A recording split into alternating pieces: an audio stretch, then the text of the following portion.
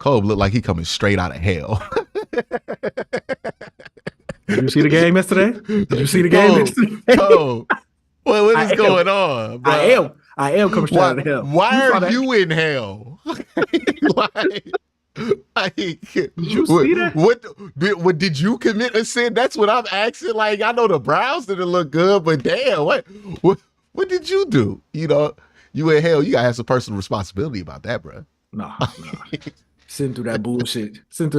I saw yesterday was hell. That was the man that died. God is punishing me for sitting through that. That's what's happening. God is punishing you for sitting through that. It's a crazy lie. But welcome to Q and Code. This is the show where we're going to recap what happened over the week. Just so y'all don't get caught off guard by it, we do have a new voice in the sky. Curtis, say hi to everybody. What's good, y'all? What's good, man? And Curtis, you sound very enthusiastic. Yeah, I'm super excited. Not going to distract yourself literally not going to distract that ass whooping that we saw yesterday, but you know, it's good to be here. Good to be here, but we ain't going to talk about that ass. Oh, we going to talk about that ass whooping that happened yesterday. So, you know. Oh yeah, we gonna talk about it all. I done watched the game 3 times. You're insane for watching that game 3 times, by the way. Each time too. I couldn't wait to watch the next one. Like I rewatched it. I'm like, oh, I can't wait till that All 22 came out. First thing I did when I woke up, looked at All 22. First thing, could not wait to see it because like some weeks the All 22 ain't that interesting, right? Because there's them games you just play, you're like, we just sucked. Like shit wasn't working. Dudes got injured. We just sucked. Like it just is what it is. But then there are games where it's like, nah, this is fascinating. How did we look this bad? And this was one of them, right? I think Pittsburgh last year was another one of those games where I was like, damn, man, like what the hell went down here? And it's fascinating to me because look, the nature of this and the nature of how we talk about sports, people are going to find one thing that is right about what went wrong in that Browns game and then blame the whole thing on that one thing they want to blame it on, right? I've seen people say that this was all DeJuan Jones's fault. I've seen people say it's all Ken Dorsey's fault. I've seen people say it's all Deshaun Watson's fault. I've seen people say it's all Kevin Stefanski's fault. And I'm going to be honest, technically correct. If you want to blame one of those parties, yeah, you can blame it on one of them. I think Kevin had a horrible game. I think Kevin would admit it to you. Did not have a great game as a play caller. Had a horrible feel for what the Cowboys were going to be in. Like every time he tried to call up like something to catch him off guard, Cowboys was ready for that shit. It didn't look like the Browns did much to really put the Cowboys defense in much of a bind. And even the times where they were in the bind, Deshaun Watson wasn't seeing it. There were times where Deshaun made some good throws. There's time where Deshaun just could not find a target. There are times when Deshaun made the right decision, saw what was going on, threw the ball in the right place, overthrew it by a mile. Now, we get into the Deshaun Watson element of this. There's going to be plenty to talk about there. But my whole point is there is a lot to blame here. And I want to make sure that we don't forget one because we know what we want to blame, right? A lot of us just want to blame the quarterback, and that's fine. Like, not disagreeing with that. There's definitely a lot there that you could blame on the quarterback, but I also don't want to ignore some other things that might be wrong with the Browns offense just to get to the quarterback, because even if Deshaun Watson doesn't play, or like if he sat out next week or he got benched next week, there's still going to be issues that exist with this unit that they're pushing out there that need to be addressed and fixed over the week. And even if you think Deshaun's just going to magically play better next week, which could happen, like we've seen him look like garbage like this, and then the next week was the Tennessee game, right? Like that was the Pittsburgh game. It's kind of disturbing that we have so many reference points on this though. Like, I don't know about y'all.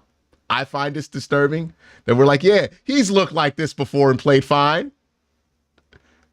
Why have it been like, that's my number one concern. Hey man, each time he's had a game like this, I was like, hey, he can't look like that again. It's happened 3 more times. if it happens a fourth, we got to call it what it is. Like, it can't keep happening. He can have a bad game, but this brand of bad game, it can't keep. This is the annual Deshaun Watson came back from something game, right? Every year we had, he's coming back for suspension game. Last year it was he was the offensive line. It was really the first time he threw the ball. And he didn't get to throw the ball week 1. And this year, he came back from injury. We get the annual Deshaun Watson, looks rusty, coming back from some bullshit game. Okay, whatever, dog. Like, but one more performance like this and I'm out. Like, I'm out. I was going to say I give it 8 games, right? Because I want to see a full sample. But 8 starts, yeah, because I want to see what he puts together over a course of 8 games. But if he looks like this for another game, because I'm not accounting that he's going to look like this for 8 games. If he looks like this again, you just can't have it. Like, the floor is too low.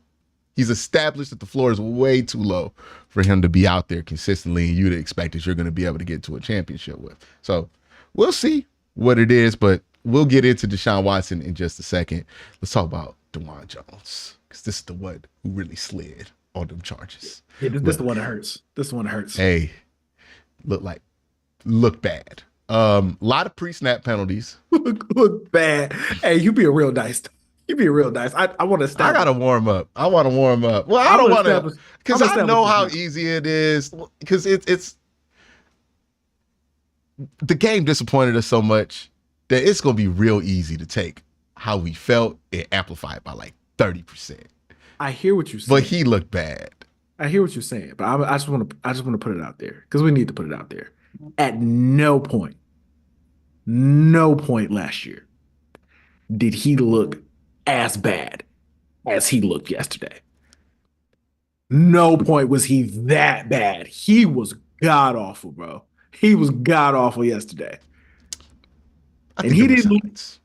But I think there were signs last year that this could have happened if he would have went up against, like, because I don't think he, outside of like TJ Watt, and that was he didn't go up against anybody that was like one of the premier pass rushers in the league. Yeah, and you see what I'm saying? There were some games he had against some guys who weren't like that, where I'm like, oh boy, if somebody was like that, could have been a bad day for you. But he was also a rookie, so I'm like, yeah. So it's like, okay, and we had low expectations for the offensive line after like week 10, right? Once what was it, week 9 that Jet went out, we had very low expectations for the offensive line. So we didn't really look at it. I don't think this is the first time, though, he's looked like this. It's just the first time he's looked like this when everybody's watching. And part of this is just him being young. Another part of it is like, there were issues that people pointed out with him that he still has not fixed. Like, his feet can get a little lazy. He can get a little sit and reachy at the tackle position. And he does not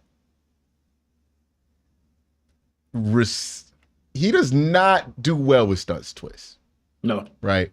Like, he does not know where to be a lot of times. So yeah, I feel like DeJuan can bounce back from that. So like, I'm not gonna harp on him too much, but yeah, it didn't look good. And honestly, some of his stuff in the preseason didn't look great. We only saw him for like 10 snaps. But yeah, I'm a little bit concerned there with DeJuan. And it might be that Jack's gonna play right tackle. Oh, so we getting Jack and Jed back? Are we getting the game back together? Hey, bro. If what we see continues next week with the Watt, similar to other things that we pointed out, he got to do something. Right? Like, because him going out there looking like a bag of ass ain't going to be good for his development. Like, who's that going to help? If he goes out there and he's clearly like something's not right with him and he needs to fix some habits that he has, it's not going to help him to be out there, especially when you got somebody you could put in there. And we'll talk about this when we get into Ken Dorsey stuff, but if they want to do some of the stuff that they want to do offensively, you gotta plug some of these leaks on the offensive line. You can't have. Well, I think I counted what you knew James Hudson was going to be a leak, so I don't think that one hurt you as much. Yeah, because you go into the game aware that, hey, James going to give up some pressures. You know, it is what it is. But right tackle, right guard not being super solid, that's a concern, right? That can't happen. So if he comes out, plays well next week, okay. But even then, I wouldn't be opposed to it because I see no reason why not. Like, why not put Jack Conklin in there? You're already paying him. And I don't think you want to put Jack Conklin on the left side. Mm-mm. I hope we've talked ourselves out of that nonsense that Jack Conklin was just going to magically play left tackle. Yeah, no. Now, if he wants to play right, he wants to play right. That's perfectly fine with me. But left, nah. And Curtis, correct me if I'm wrong. The last time Jack Conklin played left tackle full time, Barack Obama was president, right? If I am correct, yes, that's the last time he played left tackle.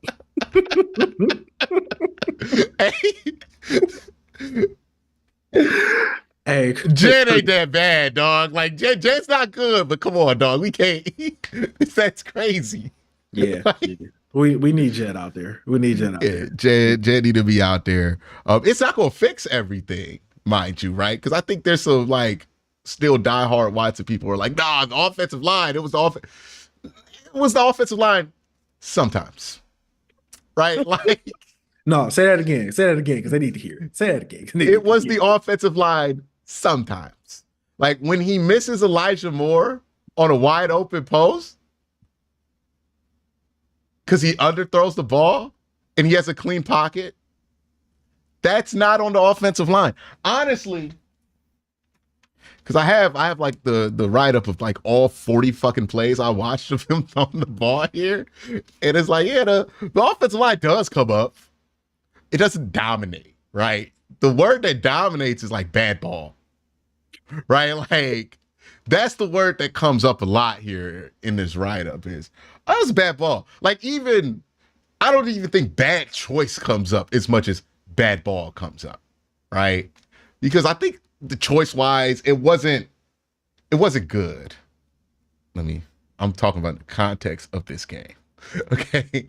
It wasn't good, the decision-making. But it wasn't the most egregious part of this game. I think the ball placement, honestly, was like, hey, man, you got to have better ball placement than this.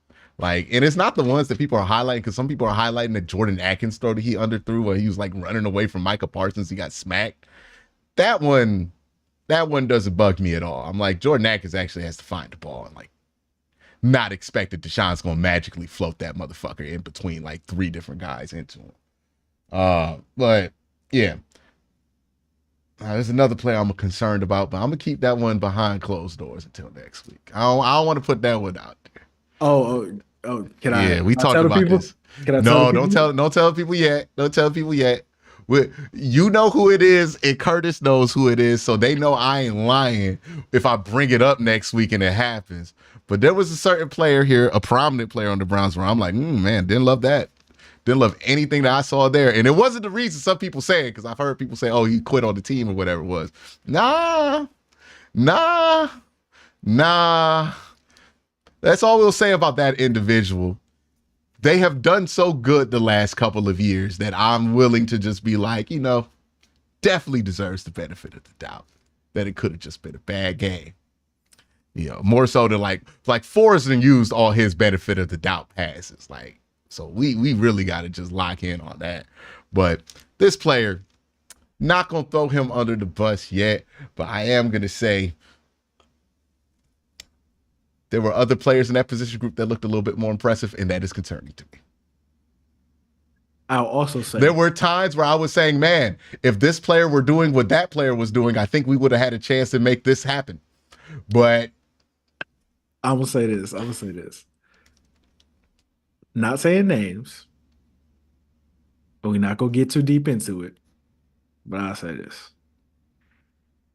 I understand what Andrew Berry was thinking.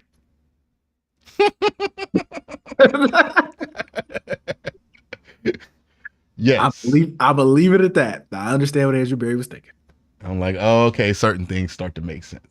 But we'll see. I'm gonna give that dude the benefit of the doubt before I go in on that player. Yeah, the Kevin Stefanski, Ken Dorsey stuff. I see some people like instinctively trying to give him a slide on this. And look, y'all know we appreciate the work that Kevin and AB has done more than most shows on the internet, right? Like we are pretty hardened on our like, yeah, we think Stefanski's a pretty damn good coach. This was not a good showing from Kevin Stefanski. This was, I mean, the worst thing I could say about it is we've been through so many changes with the offense that Kevin has led the charge on over the last 3 years. And we get a game like this every year. Yeah, we do. We do. And it's starting to make me ask other questions. Okay. Like, obviously, the questions about the quarterback who's been leading this thing, but honestly, it hasn't just been with that quarterback. Same kind of thing happened 2020, 2021. Right. And it's like, hey, Kevin can give you a good baseline, but boy, we need to start hitting that next level. And feels like we're really struggling to hit that next level offensively. Every time we try to do it, we get some shit like this. And my fear is we're just going to go back to that old shit. Right? Like, because they tried some stuff here. And honestly, they weren't really trying as much as I thought they would, or at least as much as they teased they showed. They showed so much motion in training camp. They ran none of it. And hey, man, I'm just wondering if it's Kevin or if it's Ken, because my gut's telling me Kevin got to get out the way a little bit more. Because this feels like a Kevin's got to get out the way thing, right? Still at the bottom of the league. Still at the bottom of the league in pre-snap motion by percentage. You know what I'm saying? It's looking like, and we're not gonna know. Like there's things we're not gonna know until the season continues, and then we can actually see it in a larger sample. But yesterday, man, it felt very much like people were trying to compare it to 2019. It felt very much like 2020 to me. Like Kevin's first year with Baker, and just like how it just didn't look. It didn't look cohesive. They didn't look prepared at all to play the Cowboys to me. Like they looked like they were just kind of like out there and just not prepared for what they were trying to do or how to attack them at all. Kind of brings up some questions I have about what was happening in training camp this entire time. Well, that part's not difficult to answer. They were never healthy in training camp. Like, just think about all the injuries we came back from this week. I think this week, before the Cowboys game, they had mentioned in a press conference that it was like the first time that Deshaun Watson had all his weapons available at practice this offseason. It looked like it on Sunday. And that's part of it.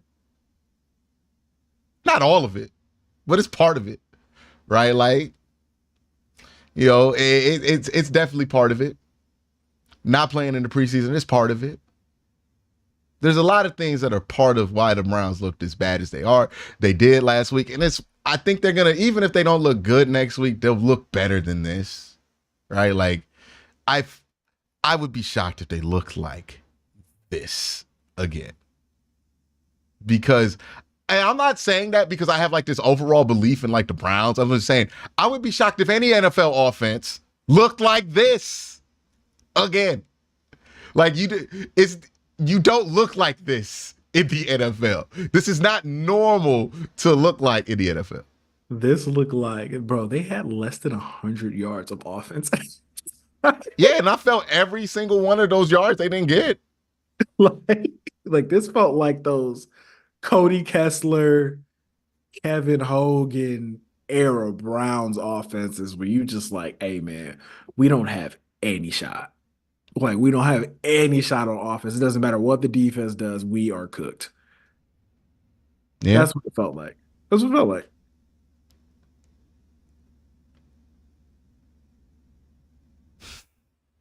I ain't gonna go there.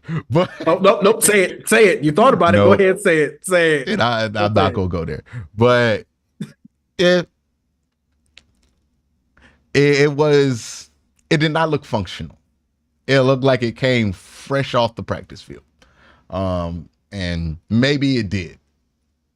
But you got a whole game of reps there, a whole week of practice. Again, I'm going to reserve my larger overall comments about what this means for the season until I see what it looks like next week.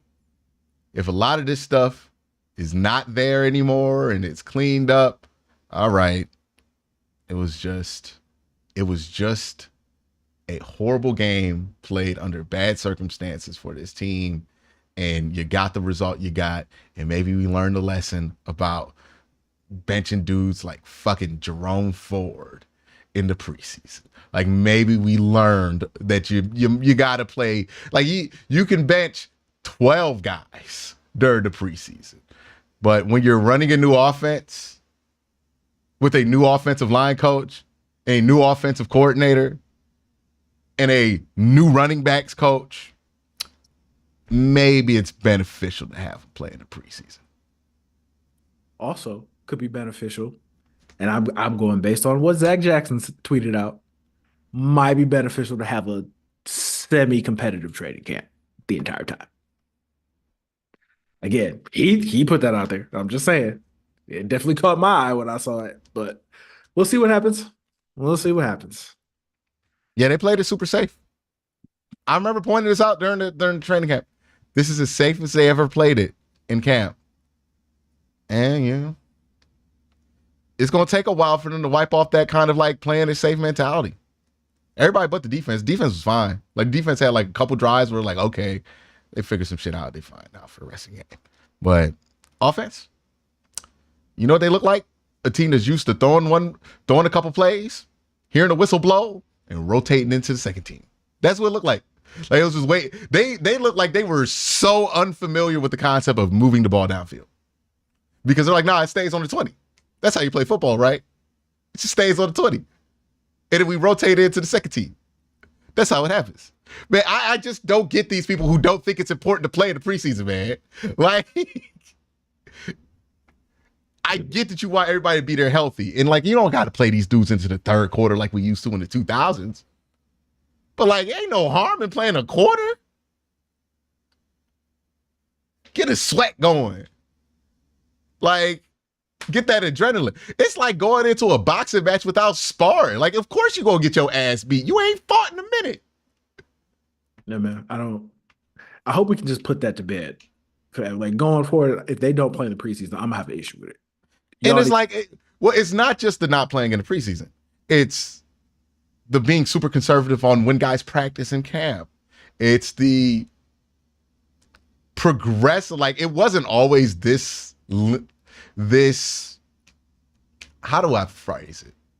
And I feel like you were about to say lenient. Yeah. Like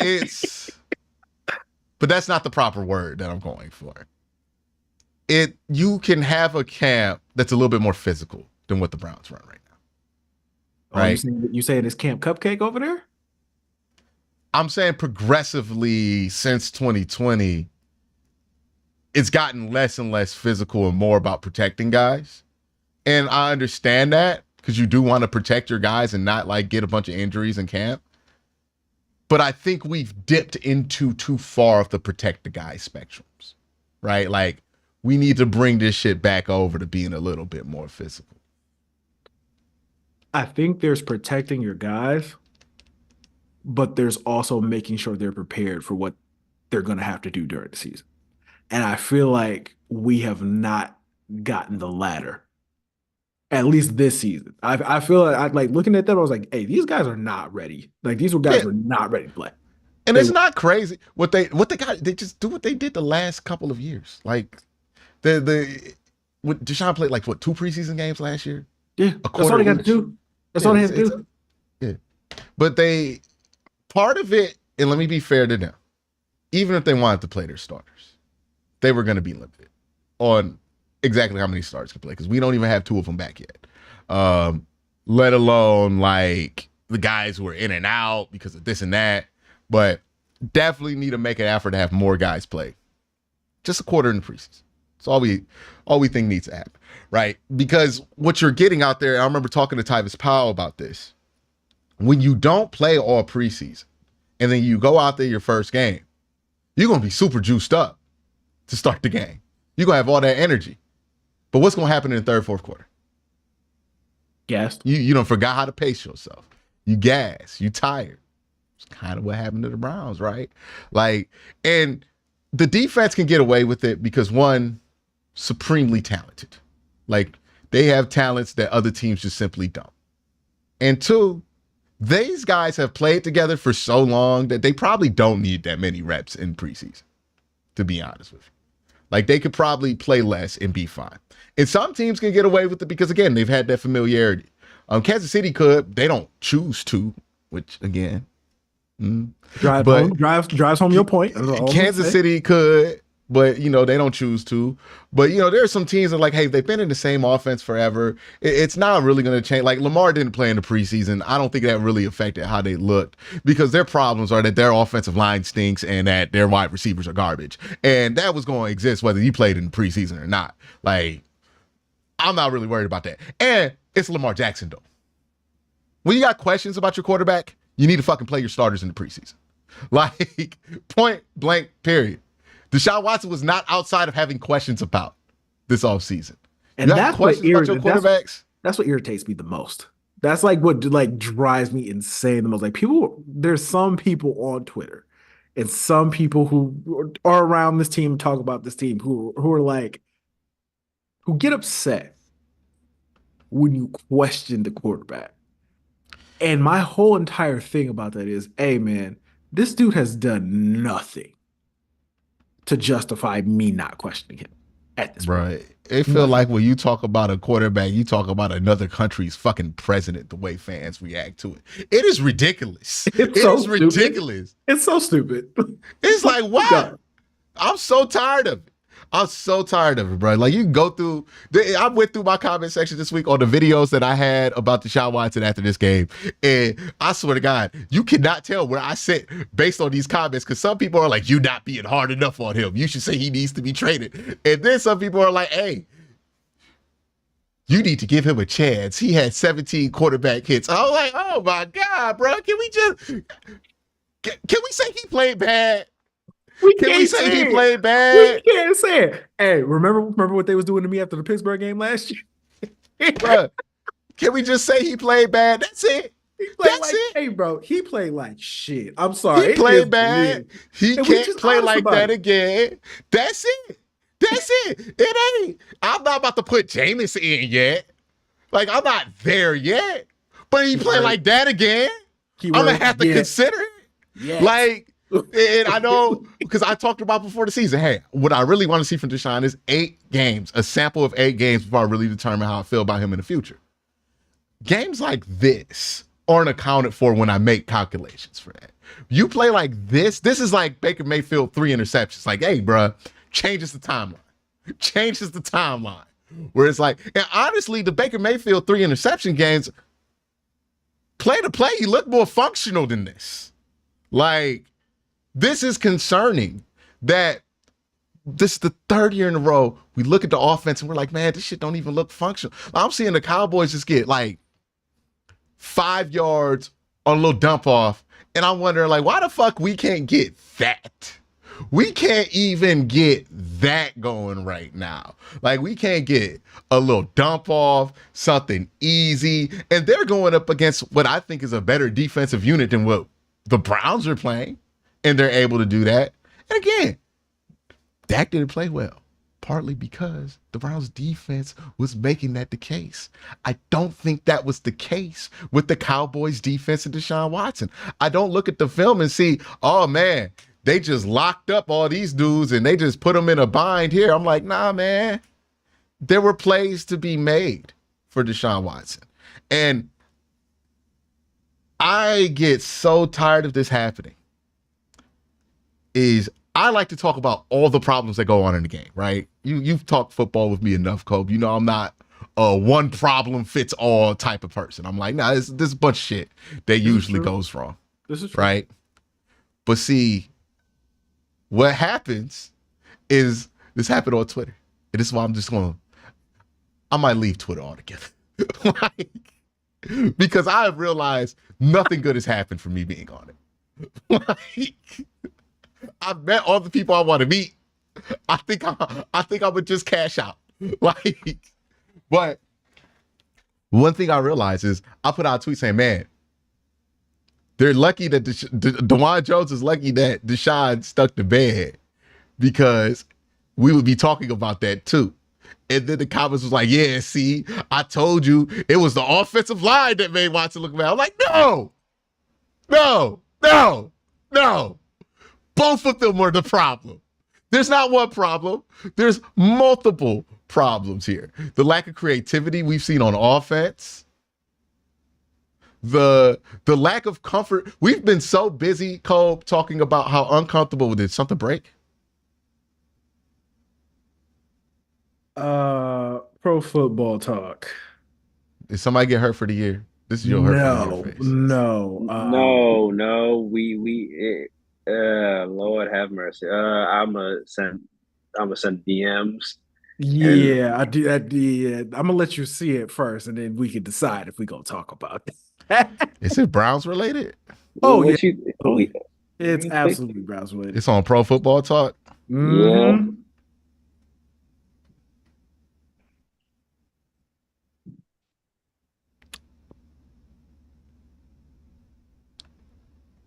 Well, that might be time right. God, it's not worth it, dog. It's just not worth it to me anymore, bro. It's just not. Just not. So it's just. Is this a new case? It was It's from 2020. Yeah. It's a 2020. It's not recent. But is it because if the NFL knew about it, then they already suspended him for it. But if this is a new case, then that means that clause in that contract could be active where the Browns could cut without having to pay out the rest of that deal. Hey, man. It seems like this is just another civil suit stemming from the original set of cases, though. Is that what this is? From what I read, apparently that's the case, because the guy who's leading it is the same one who did it for all the 20 other cases. And a lot of people looked at what he was doing and they were like looking at it sideways. But it's from the same guy. It's not from a different lawyer, from when I read the article.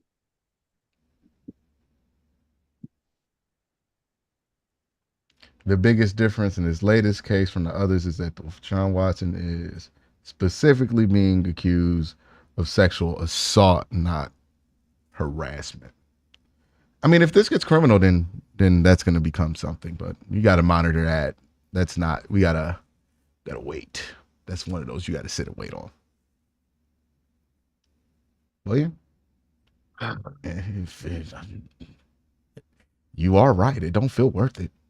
It hasn't felt worth it since we made the trade. It's just. Yeah. Hey, man. I just want it to be over at this point. I just want it to be over. I want it to be over. I want us to forget it ever happened. I just want it to be over. It's not even fun. The most fun we've had. Oh, hey, bro. This shit is, I'm telling you right now, I'm reading some of these tea leaves coming out. This ain't good. Not about that case, but about like, it's smelling like 2021, at least, like when you could tell that the organization's starting to think about, hey, bro, time to go. It's time to go. It's time to get moving. Bro. You did the same thing with Baker in 2021. Well, where it was going. Because Adam Schefter said the Browns wanted to get Deshaun Watson out there during the preseason, but he was never fully comfortable. Now, you juxtapose that with Deshaun saying that he did want to play in the preseason, but they didn't want to have him play because of the thing. Hey, bruh. Go They ahead. better win next week, and they better look good because it's a house of cards right now. I ain't gonna hold you. Hey, man, it's That's my time. initial reaction. I'll give myself some time to really think about it. But hey, man, It's time, bro. It's time. Call a spade a spade. Like you did. Like, hey, this is all I'm gonna say. When Baker was stinking it up in 2021, and we were honest about that, and we were yeah, honest about everything else that was going on behind the scenes that maybe people don't know about. It was like, hey, you got to move on. The situation is untenable. You're not gonna be able to salvage this. It's time to move on. 3 years later, they back in the same place. At least that's how it looks to me. It's Baker did look good though. Baker did look good. Baker looked great. Baker looked great. It didn't help that Browns fans had to watch all their former quarterbacks like play well and win. Yeah, Jacoby Brissett also made it happen. You know what I'm saying? But yeah, We get again, similar to Baker. After the Ravens game, I gave him one more week on that where I was like, hey, bruh, was it just a bad game or are you capable of bouncing back? Jacksonville will paint how I feel about this. But hey, I don't think it's a coincidence that all this stuff is coming out right now. Oh, no, absolutely not. Like, it is peculiar timing on a lot of this stuff. So yeah, man. And knowing certain things, I don't feel good about it being better this week. But is what it is. We'll see. See here. Let's talk about what went well. What went well? What went The well? defense did play well. The defense played well. Hey, real quick. I know you like being good about the defense and everything. Like you've been complimenting the defense, and that's fine. That's great and everything. Two things real quick. First of all, are y'all ever going to be able to defend an end around? Here's my thing on that. Everybody points it out when it happens, right? And you're going to get one drive of game where it's going to be able to happen because they're just aggressive. Like, it's just part of what they are, right? They're going to give up a couple big plays. They're just going to be aggressive. You're going to be able to get an end around on them for like a drive or two. But outside that one drive and then maybe like a 10-yard play after that to get a field goal, it didn't really happen much after that. They were pretty locked in on it. It's just the nature of how they play. They're never going to shut down the end around stuff completely. It's just a byproduct of their aggressiveness. And to be fair to Jim Schwartz, the end around stuff usually good for like a drive a game for a team or maybe two if the team's really talented. But it's never been something where it's like, hey, they're going to consistently put up like 80 on you because of this outside of the game in Indy. And I blame that solely on I blame that solely on the corners in that game. So I don't think the end around stuff is as big as a deal as people make it out to be. It feels like we just need something to talk about the defense being bad because we feel bad about the game. I'm like, the defense was on the field 14 times last week. Way too many. And most of those times they were on the field after 3 and outs. So like no rest. And they only gave up, in my opinion, 17 earned points to the Cowboys. Because the Cowboys got past the 50 on their own accord offensively 3 times, Cole. 3 times in that game. All the other points, Browns, turnover on downs, interception, fumble. Well, they didn't fumble in the game, but interception. They did fumble in the game. We just recovered it. We covered it, right? But interception, turnover on downs in our own territory, and then Brendan Aubrey, who might be the best kicker I've ever seen in my life. Because he nailed that. What was it? 67? 66 yards? 66 yards in Cleveland? That might be the GOAT. That might be the GOAT. That's the new Justin Tucker. No, Justin ain't never did that. I was like, I ain't never seen Justin do that. He can't miss. I was like, oh yeah, it's over with. But another thing I wanted to point out that pissed me off about the defense. when you talk about those 17 earned points, the one that really pissed me off was that Brandon Cooks touchdown. Oh, you Because talk about when Juan Thornhill was just watching the pass rush? I was so angry I couldn't believe it. Yeah, it was covered. Like if Juan's just simply where he's supposed to be, it's covered. I was like, first of all, if you look at the ball that Dak put out there, if Juan is actually paying attention, he 100% could have made a play on that ball. And here's what also drove me crazy about it. I 100% believe Juan Thornhill was standing like that because he was watching the pass rush thinking, "Ooh, I might get a tip ball interception. Let me hover over the middle of the field because there's a lot going on there." And then he gets a ball. It's not tipped, but it looks tipped, right? Because it's not thrown very hard. And he just watches it. He's staring at it. To Juan's credit, he did play well for the rest of the game. It was just that play where he looked bad. But he had a couple of really good tackles in run defense. And then he made a couple plays in pass coverage. This will really piss me off. But that was driving me crazy. This will really piss me off. He was pointing. He was pointing at, I think he was pointing at Martin Emerson or something like Martin wasn't in the place he was supposed to be. And I'm like, brother, Brandon Cooks ran right past your face. He ran right past you. Like he went right past you and you were staring at Dak. Why are you pointing at somebody else? It's your fault. Like it's 100% on you. Yeah, there's no way he thought that was like a different coverage. It was man. It was man. Man.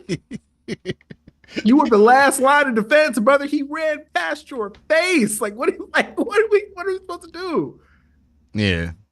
Yeah, I think he was saying I thought they was going to tip it or something like that. I can't imagine he was out here like. I hope that's what he said. He not pointing at Martin like Martin did something wrong. I'm like, come on, man. I think Martin was like, what happened? He's like, I thought I was going to. I think that's what he. I would have to imagine that's what he said, right? I can't imagine a world where he tries to convince Martin Emerson that they were in a different coverage when they weren't.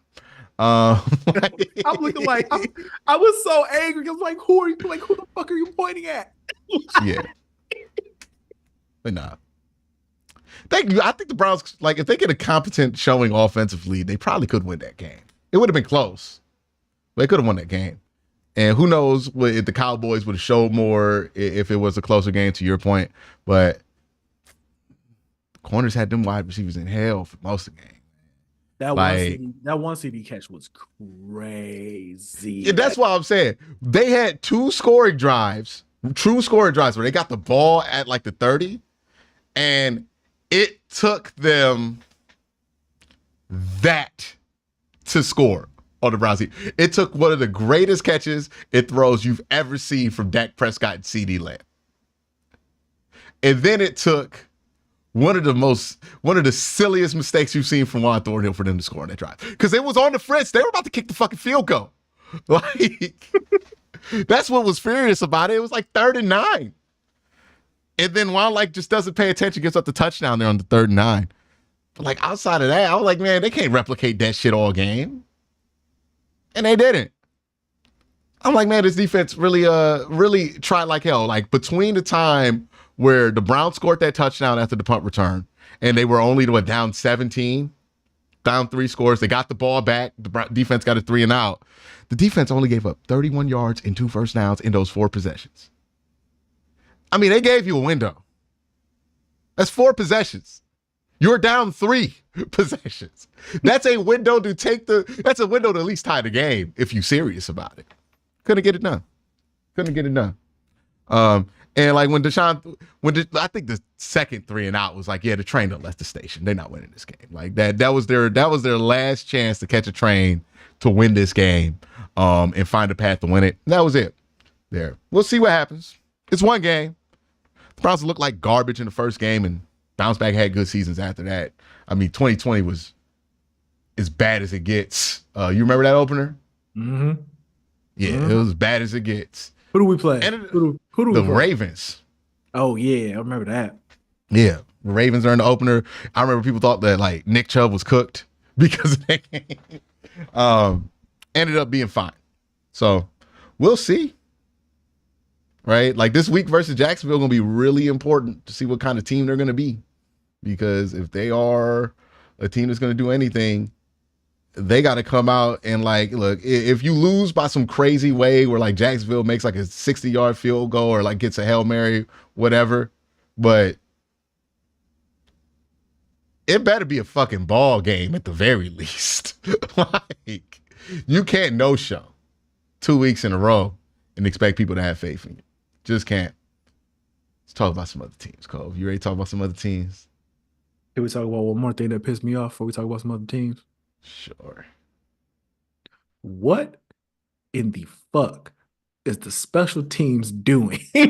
What were they doing during training camp? Because that part returns like what are y'all doing, man? It was as bad of a game. That was on. I'm not going to. Corey was so good in that game, and he got asked to punt so much. Like, what, 10 times in that game? And I think he just kicked a bad ball. The shit went straight at the guy, and then it created a lane right there. And then it's Cavante. Like, to be fair, Cavante Turpin like that as a returner. Great return. Like, it ain't like you just let like who's like the most ain't like you let Ray May McLeod run all over you on returns, right? I was about to say Donovan Peoples-Jones. Yeah, ain't like Jim Leonard back there returning kicks, right? Like, it's Cavante Turpin. You kicked one straight at him. Yeah, he gonna get you. Like, and I think Corey knew that when he kicked it. He fucked up, you know? But I have a hard time. Yeah, it was just like that's in the category of things where I'm like, yeah, shit just snowballed on you, man. Like, you're not getting any production on offense, and it's gonna snowball into other shit because now this man done punted the ball so many times. The odds are he gonna kick a bad one eventually, and that's Cavante Turpin. He kick a bad one to Cavante. Odds are it could go bad. You know, odds were correct. Bad ball, bad return. Like, so many pre-snap penalties. We didn't even talk about that. Yeah. The Browns had 14 drives. 8 of these drives they got behind the sticks. And I know the offensive line wasn't good, but the only time that they were on behind the sticks solely because of the offensive line, once. Every other time, the initial thing that got the Browns behind the sticks, penalty.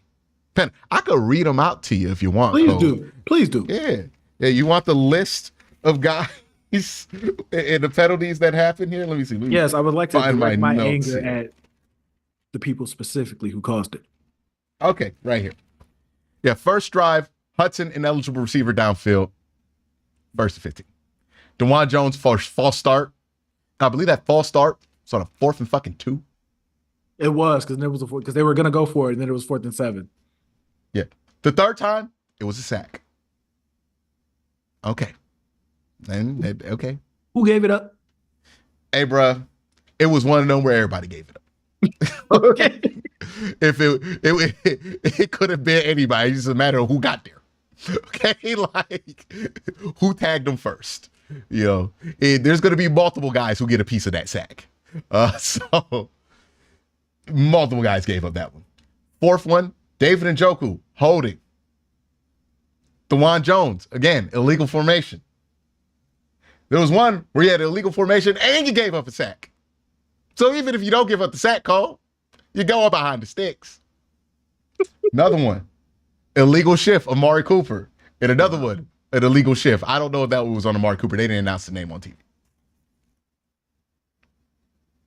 7 of 14 drives behind the sticks. Penalties. That's not every penalty they got, by the way. That's just the ones that put them behind the sticks. What am I supposed to do with that? Is anybody going to have a good offense in that situation? Tom Brady said it. You're asking somebody to convert 3rd and 10s all game. That's not going to be good. Nobody's going to be able to do that at a high clip. You're going to look like shit. Just things compounding on things and bad decisions being compounded on by even worse decisions that created that game. And the only real solace you can say is, okay, well, they got to play better next week. There's nothing else.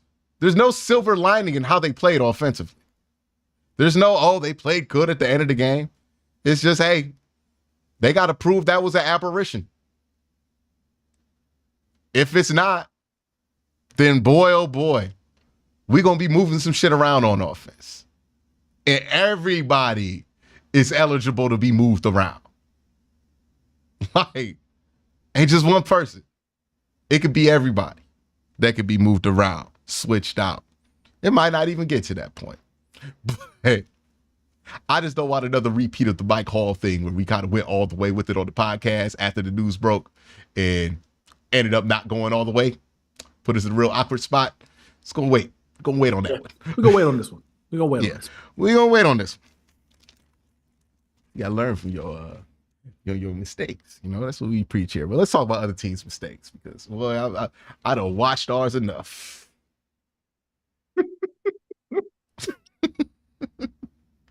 Where do we even go from here? Oh, where do we go? Where we always go for joy. When we down, what brings us up, Cole? Every time Browns go on to lose the streak and this team pops up on the schedule, okay, we about to have a good week. I wish the Browns could play them next week in Cleveland. You talking about the Bengals? Let's go to Cincinnati for some joy, man. Let's go to Cincinnati for some joy, dog.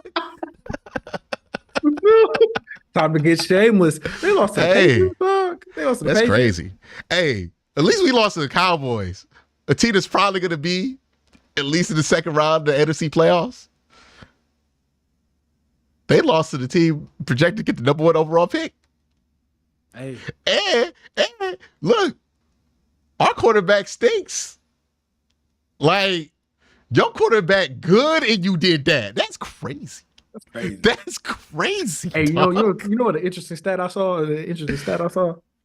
What? It said Bengals fans be like, hey, Joe Burrow's 5-1 against Josh Allen and Patrick Mahomes.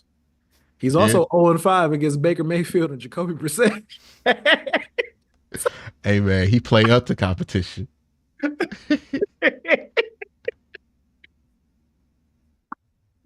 Ooh, that made me feel good. I ain't even gonna lie. That made me feel good. Man. Salute Jacoby, man. We still love him. Real talk, though. I've been saying this and I think Curtis is on this train, too. I feel like there's been a group of us have been saying for years, hey, dog, Cincinnati ain't built the way y'all think they built. I've been saying this. Like, I've been saying this for a while, and Bengals fans got mad at me for saying the truth. Like, I look at their team this year, and I look at their team when they went to the Super Bowl. I'm like, hey, dog, this team is not as good as they were when they made it to the Super Bowl. Their run defense yesterday was terrible. It was that bad. And Joe Burrow, the quarterback himself, I mean, he looked a little bit uncertain when it came to going through his progressions and making the reads he needs to make. He was just all around bad. And not to mention they got the Jamar Chase thing that's looming over their head. It's just like, I don't know. It's just something off about that team. Hey, bro, these quarterback numbers, the inflation is over. Inflation is over. What are you looking at, the box score? No, bro. We just got some bad news in our Slack chat. It just got some bad news. Somebody passed away. Oh, this one hurts. This one hurts. That's unfortunate. Okay, cool. I was like, dog, did another one drop? Nah. I was about to say if another one dropped, I was like, hey, man, I feel like we're getting out of this one, dog. We might be getting out of this one. Yeah. But yeah, the inflation on quarterback numbers are just going down across the board because, like, even when you look at this game, and I'm trying to pull up the league-wide stats on this, but it feels like almost half the league threw under 200 yards in week 1. Like, yeah. So quarterbacks who threw under 200 yards this week, it starts at 15. Well, 14 if you count Derek Carr, who was at 200 yards. But Derek Carr, 200. Daniel Jones, 186. Jaden Daniels, 184. Dak Prescott, 179. Geno Smith 171. Deshaun Watson is 19th in the NFL in total passing yards right now with 169. Ugh. Joe Burrow 164. Kyler Murray 162. Trevor Lawrence 162. Bryce Young 161. Justin Fields 156. Kirk Cousins 155. Justin Herbert 144. That's Bo it? Nix 138 on 42 attempts. That's crazy. Yeah. Almost as crazy as 169 on 45, but we ain't going to talk about that.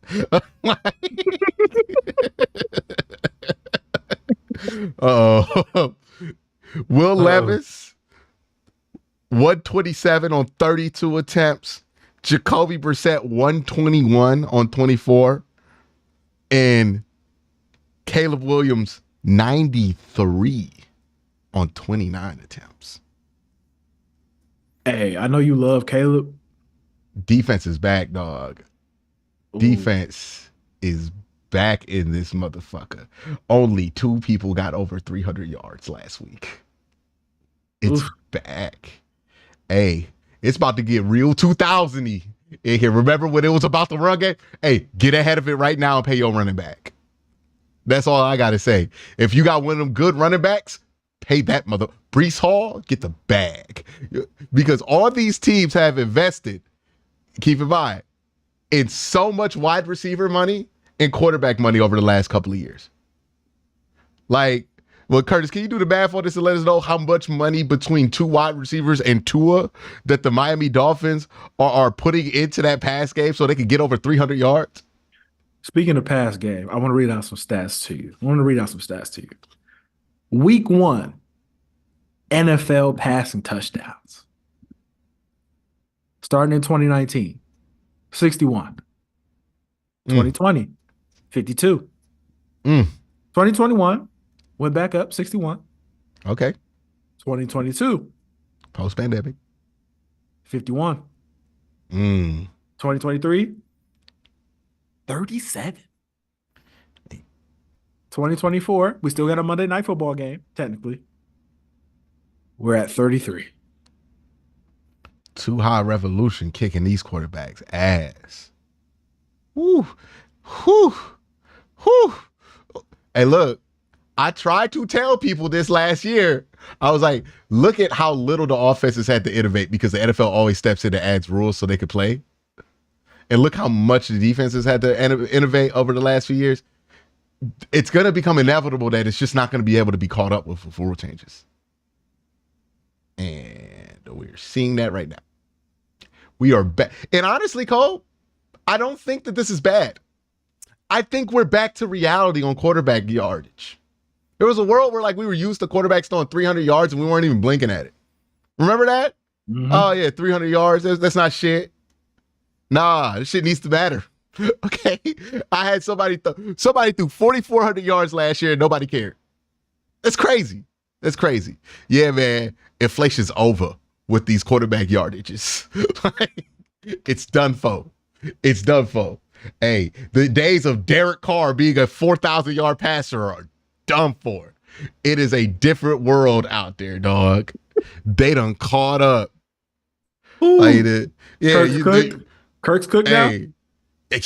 Look at he thrived in this era. Jimmy Garoppolo. Think about all the suckers who thrived in that era, and look what's happening to him right now. If you want to, you can add Deshaun Watson to this list. We probably should. We definitely should. Because part of what's happened is the league done changed on him. 2020, it wasn't crazy to throw for 4,000 yards. I'm being real honest with you. Well, remember when Pat was exploding, throwing for 5K and shit? And now you look here, hey man, this shit's over with.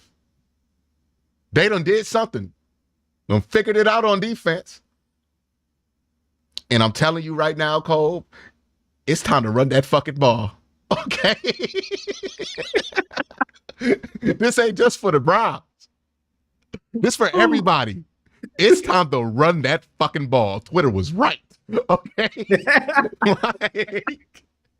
Hey, you just said Twitter's never done anything good for you. And he's like, you know what? Twitter was right. No, Twitter ain't good for me. But you know what? They right about this one. Like, that's it. Oh, That's it. man. That's all. They right about this two one. running backs. Draft two running backs. They weren't right about it when we were talking about it, to be fair, right? Because they were talking about this during the middle of like the quarterback inflation boom where you could just throw for a bunch of shit. But now it's a different world. Like, now the league done changed. And let me tell you something, nobody's gonna be more valuable than Nick Chubb. Pay your fucking running back right now. Pay that man. Hey, Lamar Jackson, don't let them make you throw. Like, I don't care that you can do it.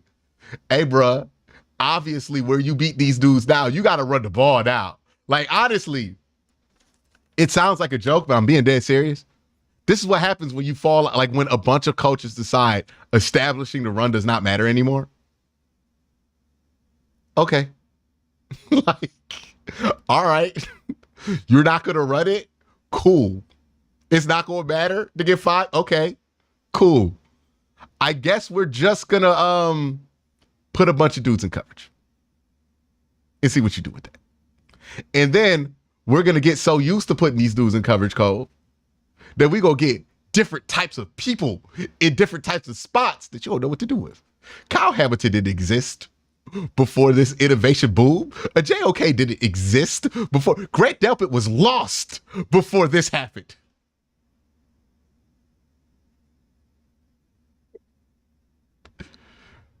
They figured it out. You done figured it out. You gotta look, get heavy and run that bitch.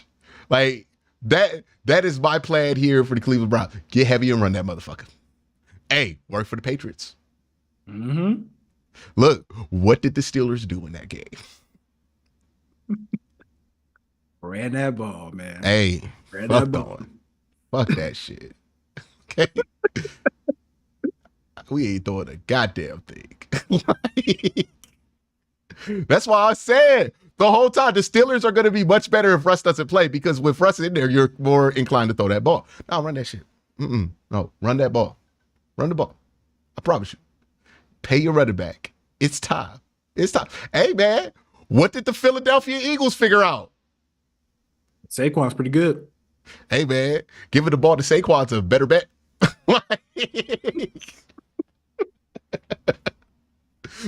Better than just throwing this thing around when they got all kind of safeties and they done adjusted to this. And like, think about the calculus people on defense have had to learn and all this if this then that defensive system. And these motherfuckers been learning code. Basically, like, I'm not even joking. This is code what they've learned. And like, you ever coded for something before? Maybe like once or twice. Where you have to write a bunch of like, okay, if player does this, then this happens and that, and X, solve for X type shit. Yeah, that's what defense has been doing, dog. That's what these zone coverages have turned into. It's just a bunch of computers, supercomputers, running high-level script. And they done botted that shit, bruh. It's over with. It's over. They gonna have to rule out zone defense in order for this shit to open back up again. Like, it's over with. The inflation is over. Run that fucking ball. And then maybe you get a box and then you throw it. We're going to have to go back to 2000. Like, it's going to have to go back to 2000. Like the NFL at large. We're going to have to go back to 2000. Trent Dilfer threw for 3,000 yards. Yeah, it's going to happen again. Like the 3,000-yard passer is back, Cole. It's back. 3,000 yards. The 3,000-yard passer is back. I'm not even joking. Oh, man. Oh, man. These numbers are wild. Wild. And it's not even the ones we think stink putting up these numbers. Some of these dudes we think is good. Man. Hey, bro, we even saw it in college football, low key. Because when did Ohio State start losing to Michigan? It wasn't nothing that Michigan did that started to change. The game started changing. Ohio State wanted to do all that spread, throw it around. What Michigan did, what they always do, run that ball. It just was their time. Like, and then what happened to Michigan, Cole? What happened in Michigan? Texas, bigger fish, like doing the same shit. Ooh, run that ball, baby. Run that fucking ball, dog. Like that is the meta. I'm telling you, it is time to run the ball. Run it. And I ain't gonna lie, Jerome, I like what I saw from Jerome for the second half of this game, at least. It wasn't like mind-boggling. You're not gonna run the ball and like live with that being Jerome Ford. But hey, man, I wouldn't mind if we saw 30 attempts for Deshaun Watson and 35 for the run game next week. Let's see. I don't know. Jacksonville do got a good run defense, but hey, man. I want to throw something out there real quick. What's up? I need to admit that I was wrong about something. And I just want to get out in front of it now. What were you wrong about? Bryce Young. Let me tell you something. Yeah. Put him in the pile. He ain't got it. He ain't got it. I tried to tell you. I wanted to give him a chance, but I was like, oh, no. He ain't got it. I ain't get to watch it, so I don't want to speak too definitively on it, but it sounded bad. Oh, I did.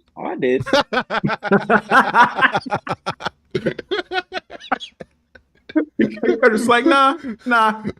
What it look like there, Curtis? My dad told me to turn the channel. Like it was that bad because we were flipping through games, and I'm like, okay, let's see what the Panthers and Saints going on. And we saw Bryce Young throw a pick, and my dad said, turn the channel. I'm like, we ain't gonna watch the rest. He's like, turn channel. I'm like, oh, okay, all right, I'll turn the channel. Hey, dog, Q, you should have been in the you should have been in the halftime space. Because this dude named Josh. I let him speak, and he was like, hey man, that first half was so bad, I took my fucking jersey off. Yeah, quit the team. I said, man, I can't support this. That's crazy. Oh my God. I promise you there's nothing anybody else can say to Browns fans that is worse than what the Cleveland Browns have done us. Hey, bro, Lamar Jackson ran the ball 16 times last week. Yeah, he's not going to make it through the season if he keep doing that. This is the thing, though. This is kind of what he always do, though. He's not if I'm going to keep it a beat with you, he's been the leading rusher, and I think he's led in rushing attempts like 2 times in his career already before, which is crazy. But he's been the leading rusher in Baltimore every year since 2019, I believe. And I know people thought Derrick Henry was going to change that. And, Kobe, you've witnessed my Derrick Henry takes.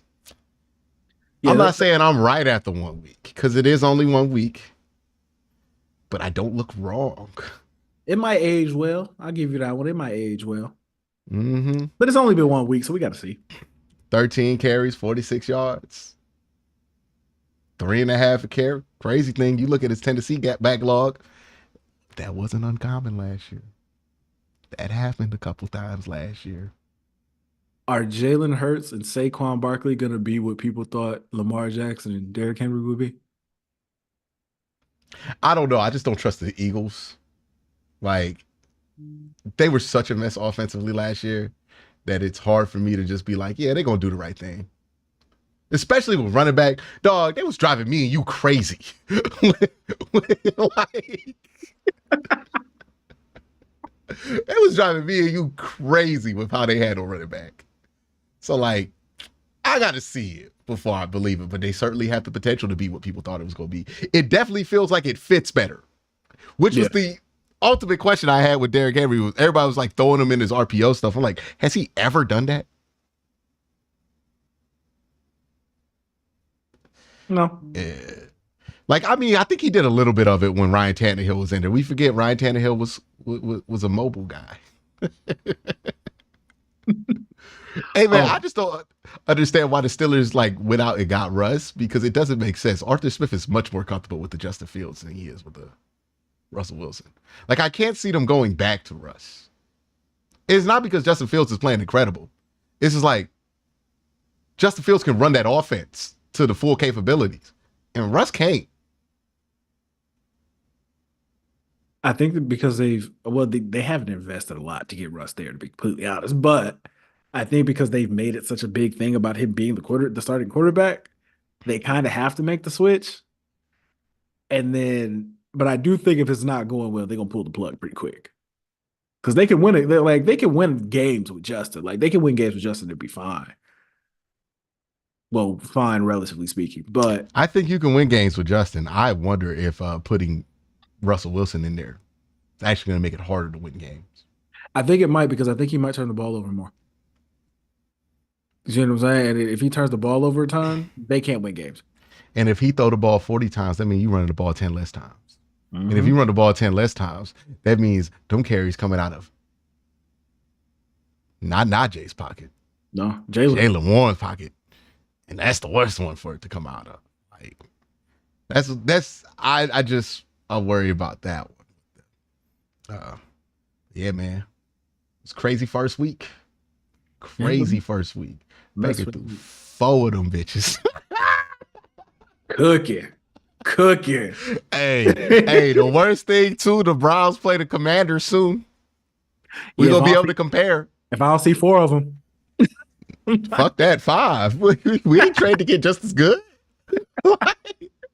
Nah, I need 5 of them hoes on 85% completion. And no, I had somebody DM me, and it was like, oh man, it was like, is this too early to start doing the Baker Deshaun comparisons? I said, I'm only giving it. I'm not getting too deep into it because Baker played the Commanders. So I fully believe, though, the reason I don't really it doesn't bother me. I fully believe Baker Mayfield probably still struggles if he stays on the Browns all this time. I think that man needed to 2021 to happen to him in order for him to get right. Because there was 2022, to be honest. There were some truths about himself he needed to learn before he could be what he's projecting to look like. But yeah, I'm happy for him at this point. I ain't even mad, because he actually did go through a lot in 2022 and 2021. He went through a ton, man. He went through a ton. Hey, bro. He was not about to go here and stay for the team that he got drafted #1 with. He was not about to humble himself into realizing that his ego might be the problem, right? Hey, however you get there, God's will, but it was not his plan for him to do that shit in Cleveland. It is what it is. I always thought too he should go to Tampa Bay. I always thought this. I remember saying, I think there's a video on this channel because technically this is when it was worst take. And I was like, Baker should go to Tampa Bay, sit out a year. This is before he got traded to Carolina. He should go to Tampa Bay, he should sit out a year, wait for Tom Brady to retire, and then take over after that. And that's going to be a nice little come up for him.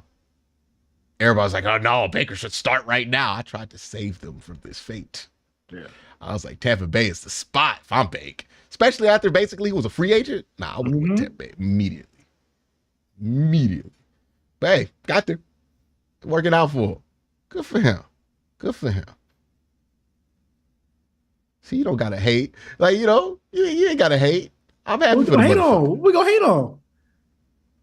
And you don't gotta do the thing where oh man, I wish it was us. I ain't doing that either. Nah, man. That's cool, man. I'm glad y'all getting married. Because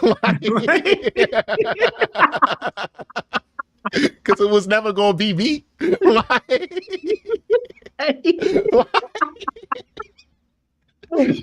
Oh, man. Am I wrong?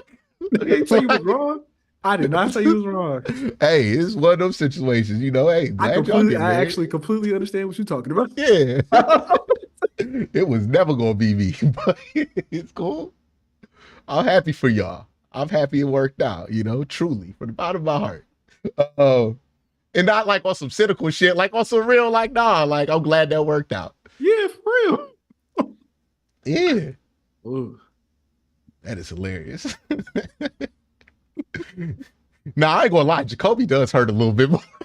That Jacoby hurts. Jacoby's the one that hurts. Because I'm we could have kept that. We could have kept that. Man.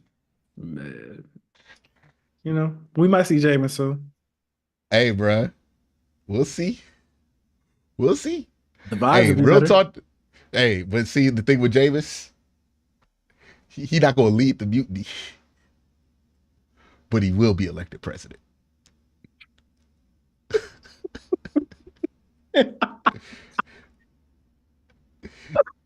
Oh man, you say the people go the people gonna decide? It's going to be on some 1776 George Washington shit. You know, hey, the people say you must be in charge. Like, Hey man, I'm not opposed. mm-hmm. I'm not But opposed. let me tell you something. I think I know Jameis's personality well enough to know that he is not going to advocate for that man getting benched. Like, He might not advocate for it, but he not nah, gonna he ain't he gonna gonna stop push it that either. y'all hold the line. But once it becomes time and that line is gone, and hey, bro, we are potentially a game away from that line being blown. Like the Browns don't got time to play.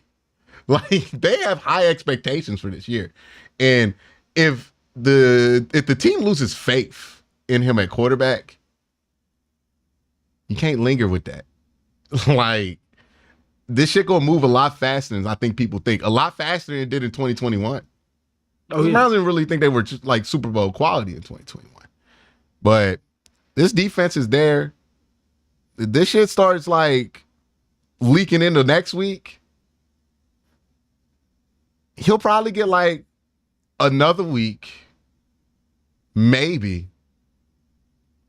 But if it looks like that for 3 games, it ain't gonna be 4. Like, I just even if you really want to believe this is gonna happen, you really need Deshaun to play well. That's it. Like you need him to play well next week, because, hey, bro, these dudes understand it. Miles ain't super young no more. You think he trying to waste the season? Absolutely not. And he said he understood why the fans was booing. And this is somebody who has been critical of the fans like early in his career, and he's like, nah, I get it. Nah, I get it, bro. I was about to boo too.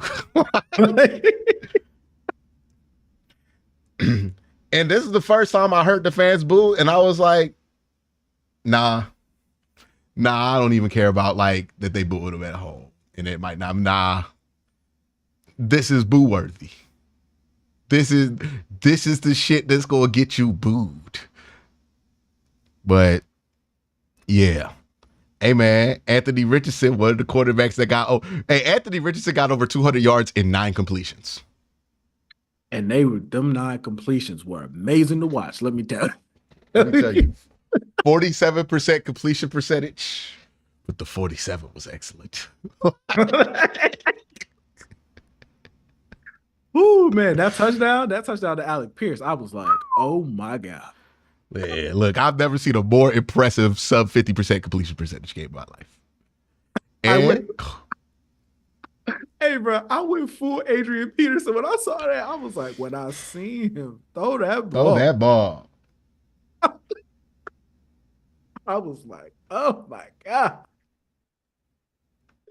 I told you, everybody seeing what I see. And I knew everybody was tripping when people were like, oh, Joe Milton looks just like Anthony Richardson. I'm like, nah, y'all forgot what Anthony Richardson be looking like sometimes, dog. Like, I was like, oh. Yeah, 101 tool set right there.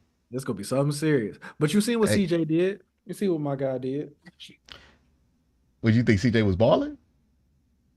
I think CJ got the win. Yeah, CJ got the win. It was really hard fought. I don't think we projected for this game to be that close. Nah, not at all. I did, because I thought that the Colts are a little bit of a sleeper. Yeah. And I think the Texans might be a little bit worse than what people are anticipating. I was like, if Anthony figure it out, the Colts are very back. Extremely. Yeah, these quarterback numbers are astounding. Astounding. What did Tua do? Tua had like 330. I mean, shout out to Tyreek. Yeah. Shout out to Tyreek Hill. By the way, Deshaun most sacked quarterback in the league this week. Not surprised. Daniel Jones second most. Kyler Murray first was. CJ Stroud tied for third. Might be a problem. Might be a problem that pops up. Hey, man, we got to Dak 4 times? No, 3 times. It was Dalvin, Miles. Miles, Sedarius. Yep. Surprised Justin Fields only took 2 sacks. Can we talk about the Falcons, man? Yeah, we can talk about the Falcons. Look, that game right there, Cope, is exactly what I was talking about last week. Where I was like, hey, man, these quarterback upgrades, it don't mean what we think it do anymore. Because if you go from trash to ass, it don't really change the fundamental issues that your team faces. And that team in that game was 2 teams that went from trash to ass at quarterback. Yes, you upgraded from Desmond Ridder to old Kirk Cousins. Yes, you upgraded from Kenny Pickett to Kenny Pickett, who runs a 4-4. In Justin Fields. And it looked different, but was it better? Were these not the same teams that we saw last year? Playing in the exact same way? Like, what separated the Falcons from the Desmond Ridder Falcons in this one?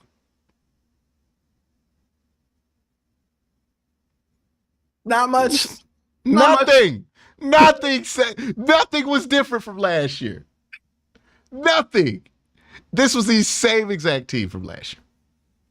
Same thing with Pittsburgh. What, they had a couple big plays to George Pickens, Jaylen Warren, and then not really much in between. Yeah, about what I expected. Right? Like, having to find a way to win a game without scoring 20 points. About what we expected for Pittsburgh.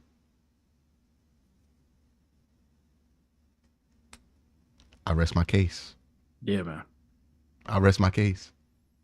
Watching the Pittsburgh Steelers play football is so interesting to me because it's like they've been winning games the same way for like half a decade now. Mm-hmm. We're gonna run the football. We're not gonna turn the ball over. We're gonna play good defense, and more important than that, we're gonna wait for the other team to make it. We're gonna wait for the other team to make mistakes. Yeah, that's it. Competence. We just gonna wait for you to kill yourself. That's it. Competence wins football games. Competence would have beat the fucking Dallas Cowboys on offense. Competence wins football games. This is why the Steelers keep going 500. They're going to go into any game and they're going to have a better chance of being competent than the other team. They go up against a good team. No, they're going to get smacked because they're not good. But they go up against a team that's like in between. Competence. Every time the Steelers have beat us in the last 4 years, it hasn't been because they're more talented. It's like, oh, the Browns will start doing some incompetent shit, especially in Pittsburgh. Mm-hmm. Oh, yeah, we just gave up 8 sacks. Last year, week 2. Perfect example. Mm-hmm. Incompetence. But then, in Cleveland, won the game with DTR. Yeah. And Same you know team. why? And we know why? Myles Garrett made them motherfuckers incompetent. Like, that's all it was. It was just like, same team. Pure Both competence. games, just pure competence. It's just pure competence. That's all that matters there for Pittsburgh. Yeah, the Cincinnati, though, I don't think we got on them enough because we started talking about the passing numbers. Hey, man, they gave up 120 yards on the ground to Ramondre Stevenson. No disrespect to Ramondre. He's a good player. But, dog, this was their issue last year with the Bengals. And I think Curtis brought it up, and it's worth mentioning again. The Bengals have never been this super high-powered offense that people imagine they are because they have Joe Burrow and Jamar Chase, and people think that they're just like throwing it up for infinity. They've always been a slow-starting, streaky offensive team that is carried by the strength of their defense. And if that defense is not going to be electric, then they're going to be a pretty beatable team every week because they're going to have streaks where they don't score on offense every year, every game. It happens with them, right? Because this game they went punt, fumble, turnover or downs. Then they got a touchdown. They didn't get a first down to the second quarter, Cole.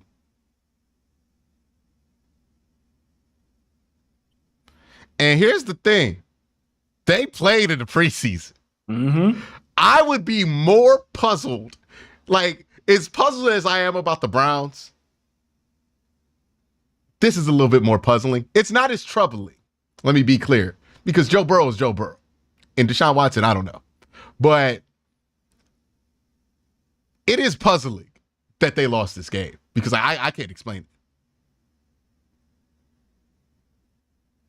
It's like my first thought after seeing the game, like seeing the score and everything, was like, does T. Higgins matter this much? Or is there a larger conversation we need to have about the Cincinnati Bengals? It's been a larger conversation that we need to have. Zach Taylor's not a great coach. He's not. I said this last year, like when they were on that mini winning streak and everyone was saying, oh, the Bengals are back. The offense looks great. I'm like, dog, the offense looks kind of inconsistent. And it feels like this year, everyone keeps saying, oh, this team is better than they were previous years. I'm like, no, it feels like the defense has fallen off a little bit. The offense is kind of turning a little bit predictable and inconsistent. And not to mention, they lost their offensive coordinator, Brian Callahan. So he's in Tennessee. And it's just so many factors with this team now looking at them like, hey, man, they might not be as good as they once were. It might be true across the board with the AFC North this year. But, yeah, I don't think that they're better than they were a couple of years ago. I don't think this is the same caliber team that went to the AFC Championship game twice. And it's worth noting, boy, Joe Mixon looked different. Oh, he looked Joe Mixon looked different. Hey, Curtis, did you see how different Joe Mixon looked outside of Cincinnati? He looked rejuvenated over there. That boy looked happy to be out of Cincinnati. He looked happy. Joe Mixon been Mr. 4.2. Well, Joe Mixon been Mr. 3.9 yards a carry in Cincinnati the last 3 years.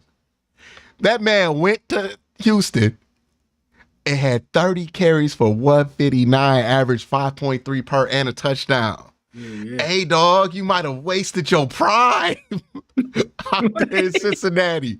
I look like a new man. Like, he looked like a brand new. I was like, who this? This Joe Mixon? He never looked like that in Cincinnati. Not once. Not once he looked like that in Cincinnati. He was running a freedom on the motherfuckers. It was crazy. Run that ball, dog. Run that ball, man. Run that ball.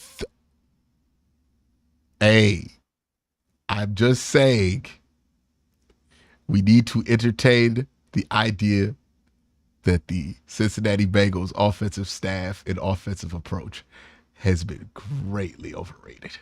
The talent, I don't think, is overrated. No, not at all.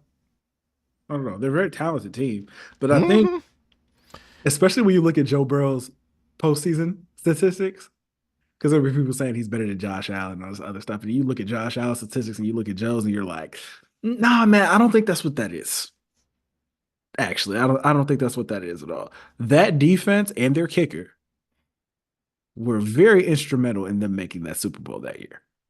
Extremely instrumental in them making We never talk about this too, but they had a crazy path to get to the Super Bowl. Whereas like they played the Raiders in round 2, and then they played Tennessee. That was like falling apart at the seams at that point in round 1. Or maybe it was flipped and they played the Raiders the first time. I think it was Raiders, Titans, Chiefs. And then Chiefs. So like they had this crazy 1-seed like path to get to the Chiefs that year. And then the next year, like they legitimately ran through it. They were a good team, I think, in 2022. I don't think they're that anymore, man. Their defense is not the same. They haven't replaced DJ Reader. The run defense still look like bad, like it was last year. Those linebackers in Jermaine Pratt and Logan Wilson, I don't know what happened. 2 years ago, they were excellent. They've regressed. So like, I don't really know what to do with that. They're at the point to where they're deciding to bench dudes they drafted to bring back that old thing, like at the secondary, at the safety position. Hey, man, I don't know. maybe we were a bit too high on the AFC North this year across the board because, like, the only team that looked like how they were supposed to was Pittsburgh. I don't think the Ravens look bad. I think they look The bad. Ravens didn't look bad, but people certainly expected the offensive line and Derrick Henry to look much better than that. That's fair. And even with that, they got real close. I'm They gonna got just keep it a buck. real close. I'm gonna keep it a buck.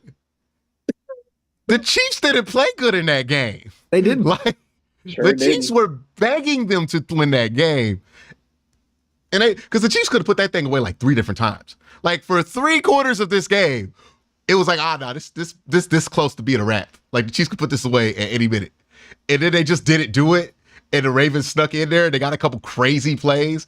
That Isaiah Likely touchdown, absurd. He almost got it too. I was in a barbershop when I saw that shit. I almost fucked my fade up. Hey, that one that would have got them in the over. Well, they weren't going to go into overtime because they were going to try to win the game with 2-point conversion, which was 100% the right call in my opinion. But I'm talking. That's definitely the call you make when you know you getting some bullshit by. Like that's the call you make when you just don't think you better. I'm not gonna lie. I feel like that's the call you got to make every time because you're not beating. Well, no, both teams get back the ball though, right? In overtime. Is that how they do it now? In the regular season now, right? Both teams get the ball. Curtis, is that correct? I think one team gets the ball, and if they score a touchdown on one of the drives, the You game get the ball back. Yeah, for postseason. Regular season, if you score, game over with on the first drive. But postseason, I think one team gets the ball, and if they score, the game continues. It's not like, if they score once, the game's over. Yeah, Okay, yeah, sudden death until somebody scores a touchdown or a safety. Okay, cool. But yeah, man, Right. you're not winning that in Kansas City. It's not gonna happen. It's not gonna happen. Yeah. So, and Also- then certainly the Browns did not look like how you expected them to look. Let's be real, bro. Nor did Cincinnati. Who looked worse, the Browns or Cincinnati? Because I'm pretty sure we looked worse than the Bengals did. Who had the worst outing? The Browns did. The Browns. Who had the worst loss? Cincinnati. Oh yeah. Yeah. Like, I think the performance was could the Browns have beaten? I don't know if the Browns would have beaten the Patriots if they came out and played like that. There's a chance they could have gotten away with it because we're really focusing on just the offensive side of the ball here. The thing about the Bengals is the offense and defense look bad. Mm-hmm. And the Browns is like, okay, it's the passing game. That's what looks like shit. So, like, there's a chance the Browns sneak out of there and beat the Patriots. But I'm changing my answer. I think we're just kind of caught in it because we love the Browns and we feel that disappointment fully. I have no idea what Cincinnati Bengals fans feel it, but it's got to feel worse than this. Because, like, the whole thing looked bad. The only thing that's saving them is that they know that the quarterback's good. And I think that's what makes us feel worse about it is that we don't think our quarterback has a chance of being good right now. Yeah, I was about to say they. But if we're talking about like raw performance, like could we have beaten? I think we would have probably snuck out of New England with the win. Yeah, but I also trust Joe Burrow a lot more than I trust the Joe. That's what I'm saying. Going forward, though, I bet they're like, okay, Joe Burrow gonna fix this, and they have reasonable confidence in that. Us, we're like, man, we've been doing this for 3 years, and like sometimes he plays better. Like, but we don't even have a good baseline with him. He's only played 12 games. Hey, man, I don't even know, man. Based on what just happened, we there, don't even know what's going on right now. Be honest with you, Cole. There's only one way out of it: winning. Yeah, because look, somebody traded 3 firsts for Trey Lance. Nobody cares. Why? Because the motherfuckers won. So there's only one way out of it. No matter who's playing quarterback, is to win these games ahead of you. And that's what the Browns have to do. But yeah, like the Bengals, like as a team, are a bit more concerning than the Browns. But they got a good quarterback at the end of the day. Now, the question, Cole, is how much is that going to matter anymore? Like, You know, like that's what I'm starting to wonder. Like, we've been doing quarterback math and we got used to doing quarterback math, but I don't know if quarterback math be mathing anymore. We're gonna find out, man. It's week 1. We got a lot of It's time. week 1.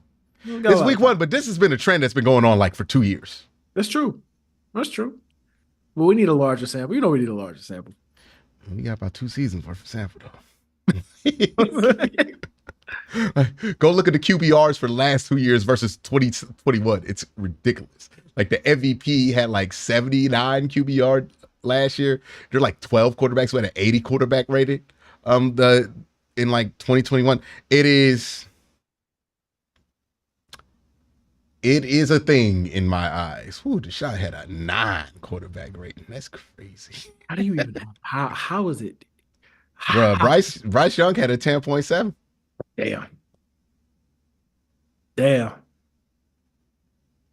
Hey, I don't know what to tell you. It ain't looking good. Let's see here. What else? We talked about the rest of the AFC North. Did we talk about anything in the NFC? I mean, we kind of talked about the Cowboys whipping our ass, but we talked about the Eagles a little bit. Who won the Lions and Rams game? Because I was checked out of football. Hey, Curtis, you got to tell me, do you feel good about only beating the Broncos by 6, considering how everybody was talking about Bo Nix? I mean, a win's a win, but the O-line has been bad ever since I've graduated from high school. It's just awful. Like, the defense is great, cool, but we can't block at all. The Broncos didn't even score a touchdown until late in the fourth quarter. Most of their points came from field goals and 2 safeties. 2 safeties. Man. I'm being dead serious. Like, the first safety, Gino was a pass play. Gino was in the pocket. He took a couple steps back, and they called holding. They called it safety. The second play, guard gets blown up. Charbonnet gets stopped in backfield, and it was a safety. So, Broncos didn't score many points, but Bo Nix, I was right about garbage. 2 packs of butt. Hey, Bo Nix led the Broncos in rushing yards. What? Yeah, with 35. How many carries did the running backs get? I know Jaleel McLaughlin got 10, Javonte got 8, and Aldrick Estime got 2. They got 20. Damn. Shout out Jaleel, NDC legend. Hey, shout out Jaleel, YSU legend too. 2-part transfer. What was that, Division 3? No, D2, because because originally the school that I was going to go to, Notre Dame College, he was up there, and when he was up there, he was hooping, he was balling. And he was the fucking man at YSU. Let me tell you, he was the whole fucking offense at Youngstown State. You just hand that bitch to Jaleel, like he was Saquon at Penn State. That was the whole offense. Jaleel McLaughlin running that shit. He good, bro. He gonna be better. I got him on my fantasy team. I know he's gonna be better than that. Hey man, are the Giants really this bad? Yeah. Because I feel like we've been focusing a lot on the Panthers. Yeah. The Giants are that bad. Oh, god damn. 19-24 for Sam Darnold. Balling. Hooping. He only threw it to Justin Jefferson 4 times. Hooping. He was spreading that thing, boy. He got 1, 2, 3, 4, 5, 6, 7, 8 dudes. He threw a ball to CJ Ham. Giants are terrible, dog. Giants are terrible. Bruh, CJ Ham got 2 receptions in this game. CJ Ham got 2 receptions and no rushing attempts. He plays running back, though. I seen somebody ask the question, would you trade Deshaun Watson for Daniel Jones straight up right now? No, what the fuck? I was like, is this where we are? No. Is this where we are? Hey, if that's where we are, it's darker than it's ever been. We got Oh, to get out of this week. We got to just get to next week. We got to get to this next game, bro. we need this Jags game to get here immediately. Yeah, bro. We need to get to next week. Oh man, because that's terrible. That's terrible. crazy. We asking. Damn, man. Jalen Hyatt didn't get nothing. Malik Neighbors got some. He got some Yeah, targets. he got 5 for 66. Okay. He got 7 targets. Oh no, you know what made me sad this week? What? My boy Marv ain't getting nothing, bro. Damn, they didn't use Marv? My boy Marv ain't getting nothing. That's crazy because I drafted him in the first round. Why would you do that? Why would you draft him in the first round? It was like a 20 people draft, first of all. Okay. And all the wide receivers were gone. I was like, I need to take a gamble on somebody I think might have a huge year. So I took the gamble on Marv. Okay, this is our quick fantasy football rant because I drafted Jordan Love as my quarterback, and now he out for 6 weeks. So I just don't know. Yeah, I got Lamar Jackson and I got Joe Burrow on the bench. Yeah, I'm 100% losing my game this week. I'm 100% about to lose. Like he got me 16. He got me 16 points. You know what I'm saying? Alvin Kamara got me 22. Appreciate that. Mm-hmm. Tajay Spears ain't give me nothing. Brian Thomas Jr. on my bench with 14 points. I got a question for you, Cole. Would you have rather lost how the Browns lost, where it was just like they looked horrible the whole game? And Curtis, you can get in on this too. Or would you have rather lost how the fucking Cardinals lost?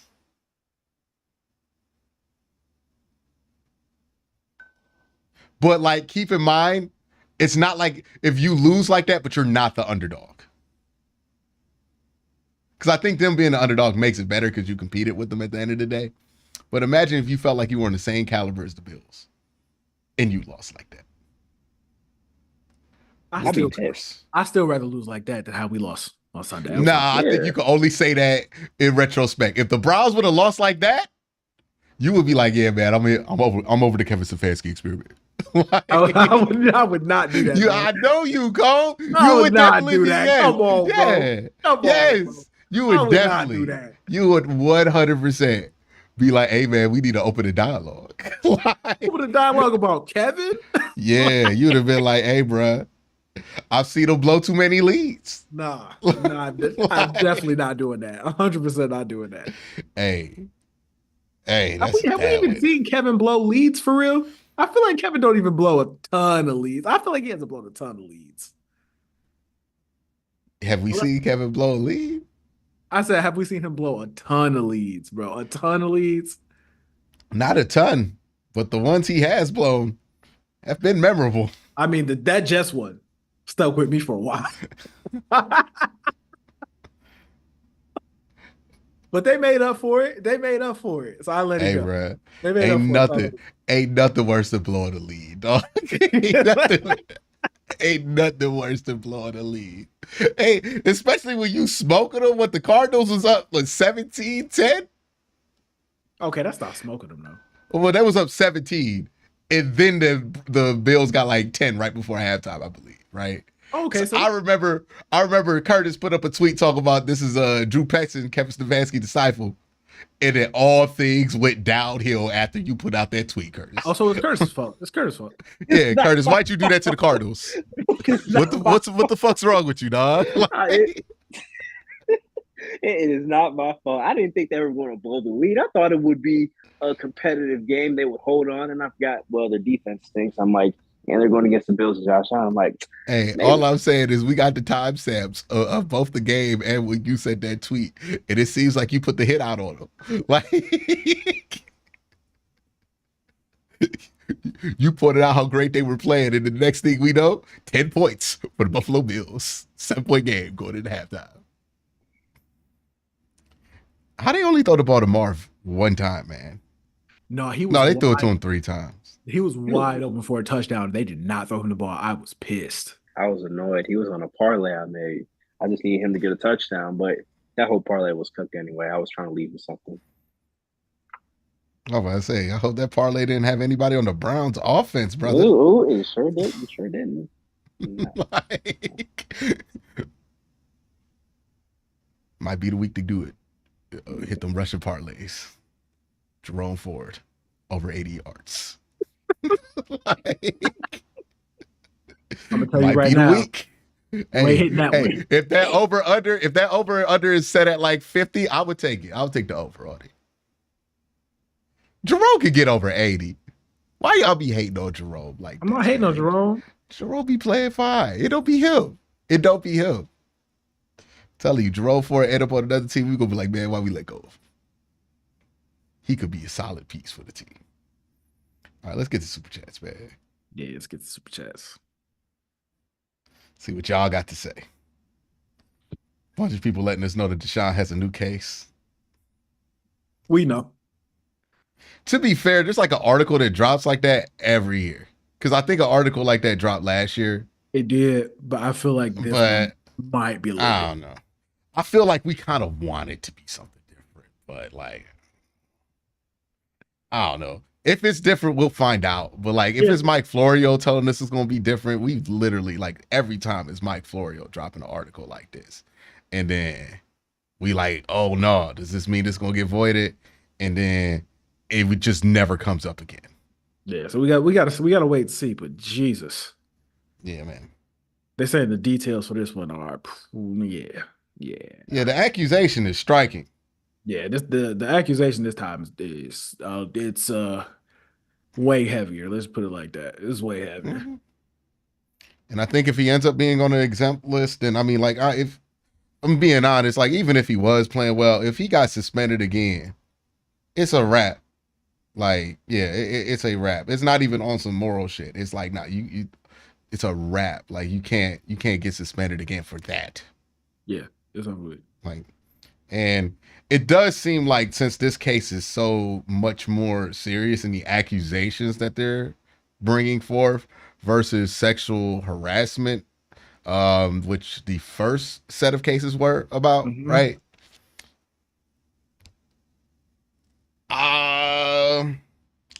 The league didn't know about that. That does change things, right? And we'll see how the league responds to this news coming out.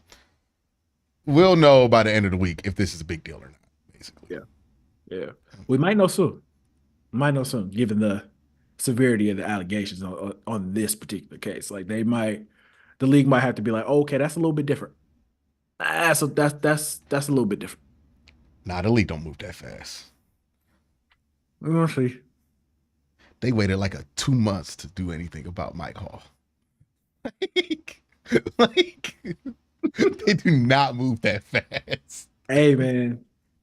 They had us thinking they forgot about the whole thing. For a second. Yeah. We did forgot. But it's also up to Roger too, though. like it's up to how Raj feel about what's going on too. Well, you gotta remember, these are lawyers. True. They're not just about to go off an article, right? They're going to hire their private investigators, conduct their own thing, see how valid they think this case is and how serious they think these accusations are, incredible they think they are. If they get the whiff that they are credible and that this is going to go a little bit further than just like another allegation against him that ends up kind of getting dropped in a couple months, then yeah, they're gonna put him on that exempt list, and they put him on that exempt list. It's a wrap, dog. I mean, if we even start talking about him being on the exempt list, I mean, I kind of feel like now it should be a wrap, to be honest. Like, but because just get it, I'm at the point where I'm just like, hey, bro, just get this over with. I don't even care. Yeah. I don't care about cap hits or deck. I don't care about none of that shit. It's just. It is most certainly freaking annoying. That is certainly a way. That's a statement there. to talk about it. Yeah. Like, if Jimmy releases a statement, it's done. Oh yeah. 100%. Like, yeah. If they If have we to, get a if we if get they a have to statement from the acknowledge it, Cleveland Browns, yeah, it's like if they that's have how to you'll know acknowledge if it's it serious. in any way, shape, or form, it's over. Rap. It's wrapped. It's wrapped. Like, If they don't say anything, it's probably gonna go away. If you see but if they release anything, that statement and then all of a sudden you find out that they brought Tyler Huntley back on the practice squad, yeah, they ain't no mistake. Like, they're about to make a move there, but we'll see. And all the stuff like, why did that report get to Adam Schefter about Deshaun not wanting to play in the preseason, despite that being against what both the coach and the player said publicly? it's interesting, isn't it? That's very interesting. Makes you scratch your chin and think about it. Yeah, it makes you think about certain things. I mean, also another thing we got to acknowledge, this situation is getting untenable at home. They boo him every time. Yeah, like, this is like, some of this shit is beyond football at this point, and it's like, it's untenable. The fans are tired of it. Their patience with this is over with. And this isn't like Baker Mayfield where you drafted him and people are going to be willing to hang on for this, even if it doesn't look good, because the hope that you had when you drafted him. This is a completely different situation where you traded for a guy. It doesn't look like it's working out. You finally get a year where you feel like you put an offense around him, and then he looks worse than you saw him all last year when he was playing with a hurt shoulder. And you just have to ask yourself, like, hey, dog, how many more games can he play at home before this just becomes untenable for the whole fucking team? Yeah, because like, even if they're just booing him, I mean, we still on the field with him, dog. Like Ain't we no still ain't no home field advantage when you getting booed at home. Yeah, like it's like y'all. The Cowboys fans was loud. I was hearing them. Mm-hmm. They was drowning out our boos with "Here we go, Cowboys" chants. They were like, "Oh, come on, no boo. Here we go." Like, they felt bad for him before our fans did, and I don't blame our fans for feeling that way. I don't either. How can you? Yeah, and it's just, hey, bro, like I've been leaning on, if he plays well against Jacksonville, maybe that changes some things, but I don't know how much it actually does change. You know, like in the long run. Are we sure he's going to even play this week? Hey man, I'm not betting on the league being that fast, because we did this with Mike Hall. We thought Mike Hall was gonna get cut before the day was over, and Mike Hall is still on this fucking team. So I'ma just exempless. Still don't know what happened. Still don't know what's gonna happen with Mike at this point. Like, we don't know. Yeah, we haven't got an update. It's been a week. Yeah. So man. We'll see. We'll see. We'll see. And also, we got to keep in mind, there's part of us that just wants this to be over with. It's like when we see news like this, we're likely to interpret it in the way that means, hey man, can we get out this contract? Even if we aren't thinking about that cynically. It's just, I think there's part of us that wants this to be over with. And we're kind of like thinking about every way that this can be over with. But we'll see, man. We'll see. The timing on this is crazy. Yeah, the timing on everything is kind of like, That is this very felt premeditated. This felt premeditated. Like someone had, you know, when someone planned on you and you don't even know about it, and then once you at your lowest, they say, you know what, I'm gonna go after him again. Wow, just like that. Just feel like it was premeditated. I can just sense it. It's very interesting. And I'll leave it at that. It's very interesting. It is something. So it's definitely something. Definitely something. I love. But yeah, I'm looking into some stuff. But you know, you can. It's like that Beanie Siegel meme. I can feel it in the air.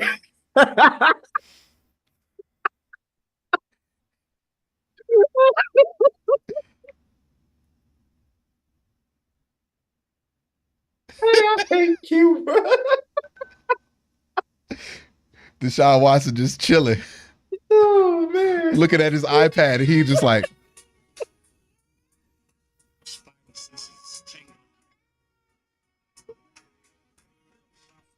hey, you hear somebody outside? You good? Did you not hear the music? I didn't hear the music at all, no. I was playing Beanie Siegel, filling it in. Yeah. He's sitting out there, and you hear that Beanie Siegel playing. He's like, it's an old song to be playing that loud. Like, Oh man. hey, bro.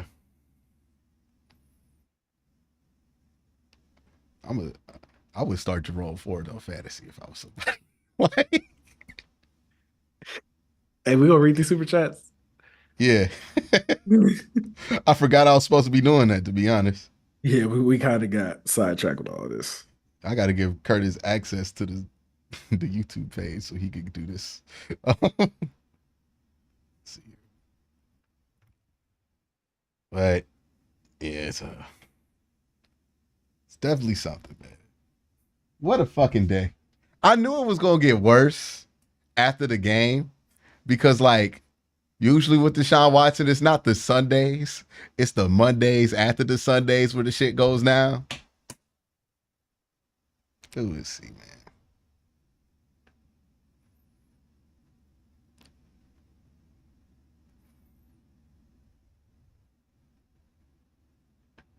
All right, let's get to the supers. Sammy Football lets us know that Watson has a new case. Thank you. Appreciate that. Ray Rag says this podcast got Meet the Grams live by the news. Thank you, Ray Rag.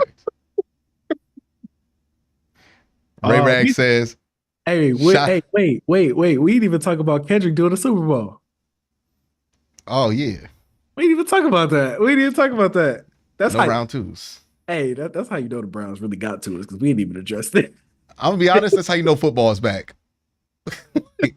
We felt the need to bring up no rap. We like, nah, fuck that shit. Ball. we gonna talk about this 147 passing yards for Bryce Young. Like, shout out to Jalen Darden. He was the most consistent offensive playmaker on the field as a returner, and that's how bad the offense was. Yeah. It was bringing back memories of like, man, I hope 16 bring it back. No, I saw Josh Cribbs tweet. That made me sad. What did he tweet? He was like, people ask me how you feel about your Browns, and he said that gif of Denzel slamming the door. Hey man, shout out to that's a true blue Clevelander from what, Maryland? Like, For real. hey bro, he died with the team. He do a podcast. Do he still live in Cleveland? Yeah. I'm pretty sure he's still living in Cleveland. Yeah, shout out to Josh Cribbs, man. The GOAT. If this was new, true, and new cut bait to find a new QB, I'm willing to wait this out. But if this is true, I'm out. Yeah, man. Of course. If it's true, if these allegations are true, and it was something he hid from the league, yes, he's done. He is done. The league will indefinitely suspend him for the rest of his life. Like we might not even have to wait for the fucking Browns to do it. If this is something that like it happened and he did not tell the league when he promised that he told the league everything that he had did, it's going to be an expulsion. Easy. Yeah. He can appeal it, but he ain't going to be on the fucking Browns when he appealed that. Like, that's it. That's raps, dog. Like, that's going to be, he's clapped. His career's done after that. Q, you said if 4 doesn't work out, we'll move on to the next guy. I'm not saying the Watson era is over. How do you guys think getting another quarterback will go? Will it be another 20 years? Here's my thing, Cole, about if we have to move on to another quarterback. I don't want us to have. I don't want us to be afraid to pull the trigger on being aggressive because this did not work out. Because what leads you to being in quarterback hell is refusing to swing hard for a quarterback. Like when you don't go out your way to try to replace the position and you keep trying to get lucky at the end of the first round or get lucky in the second round or get lucky in the third round or reach on a guy that you think is maybe your fourth best quarterback on your board in the top 10, you're not going to fix anything like that. You got to get a quarterback that you feel like is one of the 5 best players in their draft class. Or a quarterback that you feel like is one of the 10 best quarterbacks in the league. And you just got to keep swinging. And obviously, it's more realistic to draft that guy. So my thing is, I need them to be aggressive. Because, like, we could joke about, yeah, we would be a better team right now, or we would have beat the Cowboys if we had Jacoby Brissett. But, like, we want to win a Super Bowl. And Jacoby Brissett, Baker Mayfield, Joe Flacco, whatever fucking quarterback we've had walk in here, they're not winning the Super Bowl with them. You need somebody you can win a Super Bowl with. Or you need to draft 18 running backs and just say, fuck it, we going with that new shit right there. But to me, you only replace the position by being aggressive about it and getting guys that you truly think are the best quarterbacks in their class. I want to see this team result to half measures. Like, oh, we kind of like Quinn Ewers. We'll draft Quinn Ewers if he falls to 22. No. Or, oh, we kind of like Shador. We'll draft him if he falls. Or, no. If you draft a young quarterback, I need you to be heads over heels in love with him and you take him in the first round. Like, that's the fucking dude. Not a half measure. Not a reclamation project.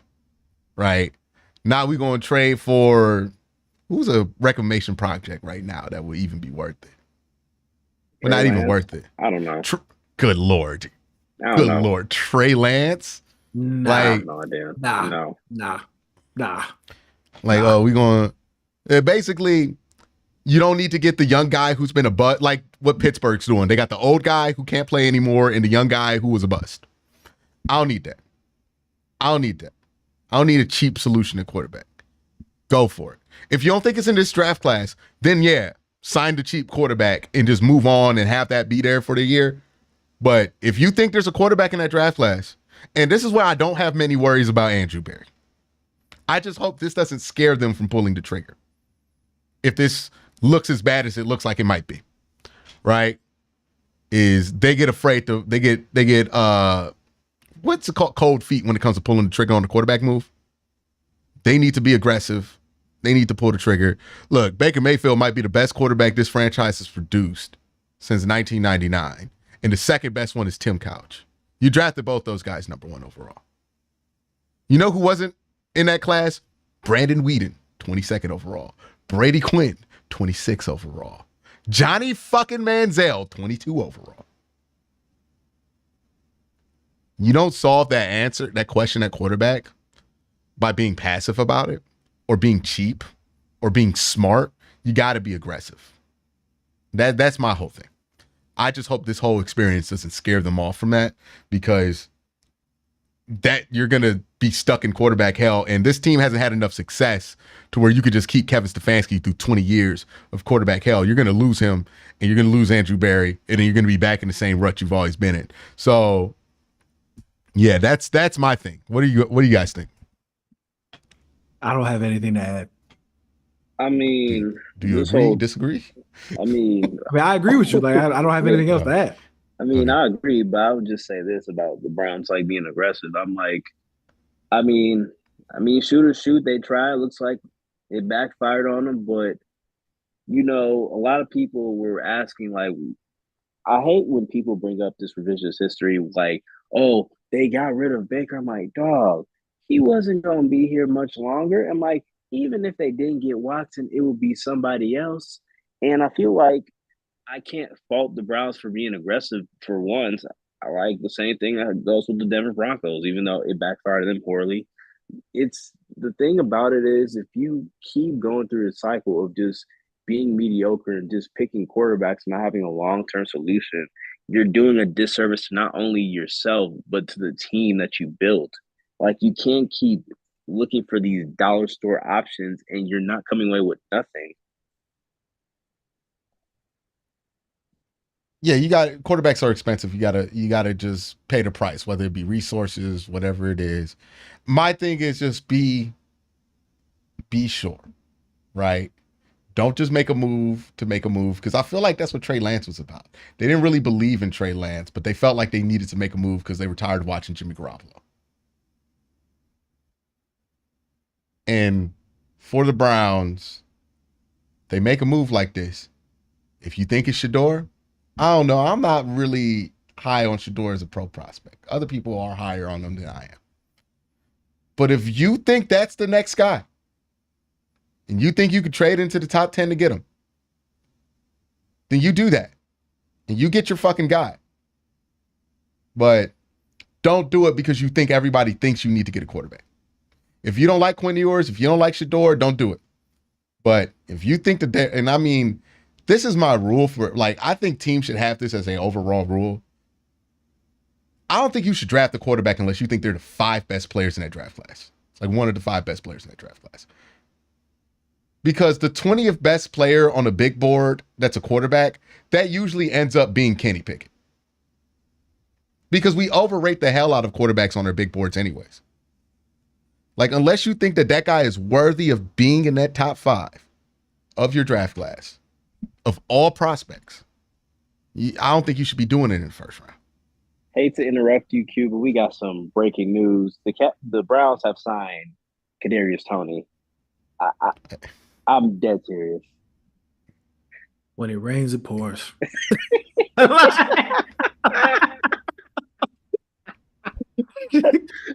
go. God. Let's go. Oh, Let's man. Go. It just doesn't stop, does it? Hey, they might have brought in the man to bring the revolution. Okay. Like, that might be Andrew Bray bringing in the CIA. Kadarius gonna be like, man, what? Hey, man, Jameis better than this. DTR better than this. He beef with Pat.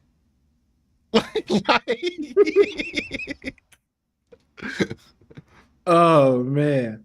Hey, the coup is in play. All seriousness, though, they really brought in Kadarius Toney. That's interesting. A lot of things have been interesting. Been an interesting day, man. Extremely interesting day.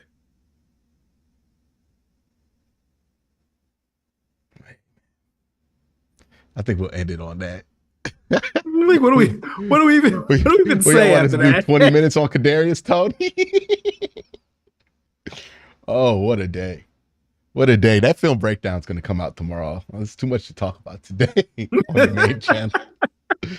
Yeah, there was gonna be a film breakdown, but that's gonna have to come tomorrow morning or something like that. Y'all let me know. But yeah, man. What a day. What a day. Jesus. Anybody say anything about it? Oh, at least the Baltimore and Cincy lost to AFC teams.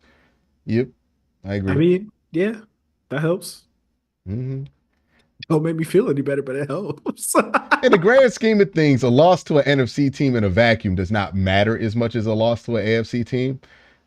The question is, will we get to the points where that matters? And the Browns got to prove that they're going to be a team that's going to do that this week against the Jacksonville Jaguars. They're going to run that shit with Kadarius, dog. I can see it. Put Kadarius on the end runs. It's got to be better than fucking Elijah Moore. And then the last super chat, love the one thing the offense has to do. Oh, love that the one thing the offense had to do was not help the other team in our defense, and they couldn't help themselves with gifting points to the other team again. Now they only threw the 2 interceptions. The one interception that was in the red zone that gifted them points. I think the defense actually bounced back from the other interception because it wasn't in their territory. Honestly, they gifted the defense a bunch of points because they got desperate. They kept having to go for it, and they couldn't get it. Like they kept turning the ball. They just stunk, dog. Like there's really no way around it. No way around it. They stunk. They need to play better. Hopefully they play better next week. If they play better next week, then maybe we have different conversations than we had this week. But boy, the conversations this week gonna be grim. That's all I got. As bad as we felt after yesterday, they still gonna beat respond by signing Kadarius Toney. And you know what? Browns by 10 against Jacksonville. By 10? Yeah. All right. Okay. Yeah. I got to get JP on the show this week. I was about to say we gotta do a preview with JP. We gotta figure that out. Yeah, we need a JP collab expeditiously. Oh, and you like anime too? Oh yeah, Q, you might be hell for that. I know JP like anime. Oh yeah, I know. I just want to reiterate it. You want to be the new producer for Q and Cole? Make sure you hit me. Hey man. This is our producer Jay Curtis. I forgot. Remember? Oh shit, Curtis. Gonna be a good time. But that's all I got. Cole done brought me. I was feeling fine before I did this shit with Cole. You see, look, Cole, brought me down. Brought me to hell with you. Hey, listen. Sometimes you need somebody to be real. You know what I'm saying? You was feeling too good. I ain't like that. Wow. I need you to be serious about this. I need you to be serious about this. You was too happy. A brother can't smile on a Monday? Absolutely not. What is there to smile about? Ew. You got embarrassed. It's crazy. Crazy. In a barrel, huh? That's what we doing. That's how we living right here. Hey, listen, man. In a I ain't like that. barrel. I ain't like that. You ain't like that? I feel like I care a little bit more to you. That's all. I watched the game 3 times.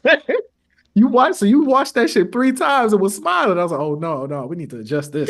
Yeah, because I done got it over. When you don't watch it, you just think about how bad it could have been in your mind, and you start exaggerating, make you feel worse about it. But when you watch it, you're like, okay, it was this bad. It was bad, but I'm not exaggerating what it was in my mind. See. It was terrible when I watched it the first time. You watched it 3 times. It's like, yeah, it was terrible. But did you know what happened? You know what happened? I know what happened. All right. Some of this shit could be fixed. I really wouldn't be surprised they beat it. Like, dead ass serious. Wouldn't be surprised they came out and beat the Jacksonville Jaguars by like 10 points.